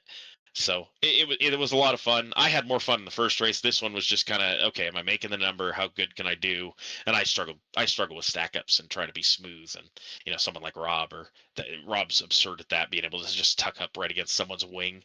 But they were busy with, more important stuff, the race on Thursday for the team hype guys and Michele, and, got title wins. So they were testing tracks I don't like, and so I decided to do Talladega tonight. And I don't particularly like it most of the time, but hybrid made me curious, and I had fun. And most of these races were fairly clean relative. I think the first race had one wreck and one car out, and this one had two. We had some speeding penalties and there was some mess in the middle, but altogether pretty clean for the regulars. Some outside some weirdness. So a lot of fun. Shout outs, friends, family. Oh, go ahead. I'm sorry, Justin. I will say this, Jason, I know you'd agree with me on this one. You and I both, even when we ran in the NIS, we never liked Talladega, let alone Daytona. There's a time I liked it. Back when I was bad at had a low I rating, but I felt like I could win those races. Then I ran a fixed race with all the Coke guys, and they just left me, and I realized, it turns out I'm not very good at those either. So then I stopped liking them so much. I mean, I'll do Daytona's still got some special to it, but I don't like to run those that much. I just don't like the next gen car. I don't like the way it drives, so it's not fun. Same here. More than anything else. I'm not and I'm not very good at it, so it's kind of twofold. But there's no fun in driving the next gen cup car. Yeah. Whereas with the IndyCar, you get a workout and you get to have some of the best damn racing you could ever be a part of. It's getting better. The oval stuff with the hybrids a step. Hopefully we'll get some updates for some other tracks in the future. There's been some, struggles at some of the short tracks and stuff like that, and even some of the bigger speedways, right? With the Homestead can be a pack race at times, and depends. We just so much variation in the weather as much as anything. So hopefully we'll get some updates. I don't think we're done. St. Pete coming. IndyCar's in a good spot. They're talking about lowering the flash heating on tires, and that'll help us. And then the oval refresh will help us. So we'll see how that goes. Obviously it's a long play, but the other thing I wanted to say was the net code. I don't know what they've done to the side-to-side net code, but that was really, I'd say, 2 races that were incredible. We're going 240. There's some math out there. I've done it before. Like, you're covering a ton of ground in the time it takes for a packet to go to them and back. And we were 4x4 in the first race. This race was, there's some stuff with front to back, but the fact is, side by side, we could race each other tight. Was pretty incredible. Big improvements. I don't know when that exactly happened. I know we noticed it testing for the Indy Pro race. So there's definitely been some big improvements, especially at our high speed with these Indy cars. Side to side contact, side to side net code. Doesn't mean it won't happen sometimes, right? Like if you have someone fail, but I will say I've been incredibly impressed. So I want to thank iRacing for that. I'll thank you guys, Gary, because I know where you're going with your next question, for broadcasting this. The Team Hype guys, I had some support in the box. They finished their testing, and so I had like 4 drivers hovering over my shoulder, watching my fuel number, telling me what to do. Adam made me save fuel with 2 to go, and I agreed with him, so we did, and it ended up winning me the race. So, yeah, you guys for the Indy community. I mean, that was the Indy community. The first race, that was great. I love that. It stayed green. I hadn't practiced pit entries, anything like that, but it was really fun. Normally don't really get that at Dega. I don't know. There's more people I should ask Ty Tommy for putting me on this team and letting me race with him, even if I'm doing crew chief duties. But that's it. There's more, but I'm gonna stop there because I could keep going forever. All right, Jason, congratulations on the win. It's been a while, but good to see you back in victory lane. And we don't know when we'll see you in the next race, but whatever that is, we'll be looking forward to it. Congratulations on the win tonight, and we will catch you in the next one. Thank you. Always a good guy to talk to. Fellas, we heard it a lot. I'll start with you, Justin, and go to Lewis. But again, community regulars, it pays to drive this car a lot, to understand this car, to learn this car, and then also to trust those drivers around you. That's the other thing. And then, who would have thought that, we'd be watching a race at Talladega where we're expecting speeds of 250 when everyone is struggling to stay 220 or under, and to do a fuel mileage race on the second race of the doubleheader. So it says a lot that you need to know a lot about these cars. We did get a kind of a new winner that kind of threw their hat in the ring for race 1, but as it really looked for the bonus race and for race number 2, it pays to really have experience in these cars. As the old saying goes, practice makes perfect. When you get a chance to just go and practice, whether it's by yourself or in a pack like this, you always want to teach yourself, especially when it comes to a place like Daytona and Talladega, especially Talladega in the IR18 IndyCar with the hybrid, as well as the fuel map that you can use. You want to learn how far you can stretch that run on that fuel mileage that you're trying to basically crunch numbers in your head to where you can see if you can get towards the front, maybe go for the win, or back it off a bit and hope to God that you have somebody that's in front of you. That way you can just essentially go almost 50% throttle while still maintaining that same gap with the hybrid usage. And at times like these, I'm like with Brophy there. I think if I remember correctly, the most recent update that we had, they fixed the netcode issues with especially in the IndyCar. That absolutely did do wonders there, to where we didn't have like gaps in the net code between one driver and another where contact was made that you could almost fit an 18-wheeler through. So in that instance, I will say I absolutely agree with Jason Brophy on that. I absolutely commend iRacing for getting that squared away. And with the number of updates that we're going to be getting, especially, it's about time we're getting an update graphics-wise, maybe graphics-wise to Barber, because that track, I think if I remember correctly, was a 2008 scan. So it's about time we finally get that updated Barber Motorsport Park, as well as a number of other tracks. I think they're going to be down at Arlington scanning it the week of race week, if I remember correctly. Hopefully I'm right on that one. But as far as everything else goes, back to what we saw tonight, that first race, that was basically a flip of the coin there. Justin Patello just coming out of nowhere, winning that race, the bonus coverage that we had, and especially here to where it went from 250 plus miles an hour, as you said, in the first race, with a crapshoot winner that came out of nowhere, to basically what we saw here in race number 2, the fuel mileage race came into play to a T. And those of us that had run this car for well over a decade, didn't matter if it was in the IR05/09, DW12, all the way up to the IR18 that we have now, especially with the aero screen and the hybrid, its experience absolutely pays off. And those that do get a chance to basically say, those that are going to try and make the switch, practice makes perfect. Doesn't matter if it's on a track like this, all the way down to the natural terrain road course and the street circuit. Practice makes perfect, and it will help tremendously in the long run. All right, do a little troubleshooting on the side here while you were doing your long bit there. I appreciate that. Find me some more time. Lewis, again, we talked about it, and the same question to you. Just we're out here today, and we get a lot of people that are kind of new to the car show up, and they were out there charging to the front, but at the end of the day, for the most part, it's the IndyCar regulars that stick around and kind of get the win and are there for the good finishes. Yeah, it was like Profin said, it was a pretty good first race with no yellow until the last yellow. We finished the race with somebody never came here. Well, not really usually to come in here and race and win the race. And then we have this other race with 2 yellows or 2 cautions, and with some big problems about the speeding, or maybe some speedings in the pit road, and all the stuff about the way they restarted, or maybe the way they keep it the line. So like I really agree with practice. Just not read, like I said, don't read the name.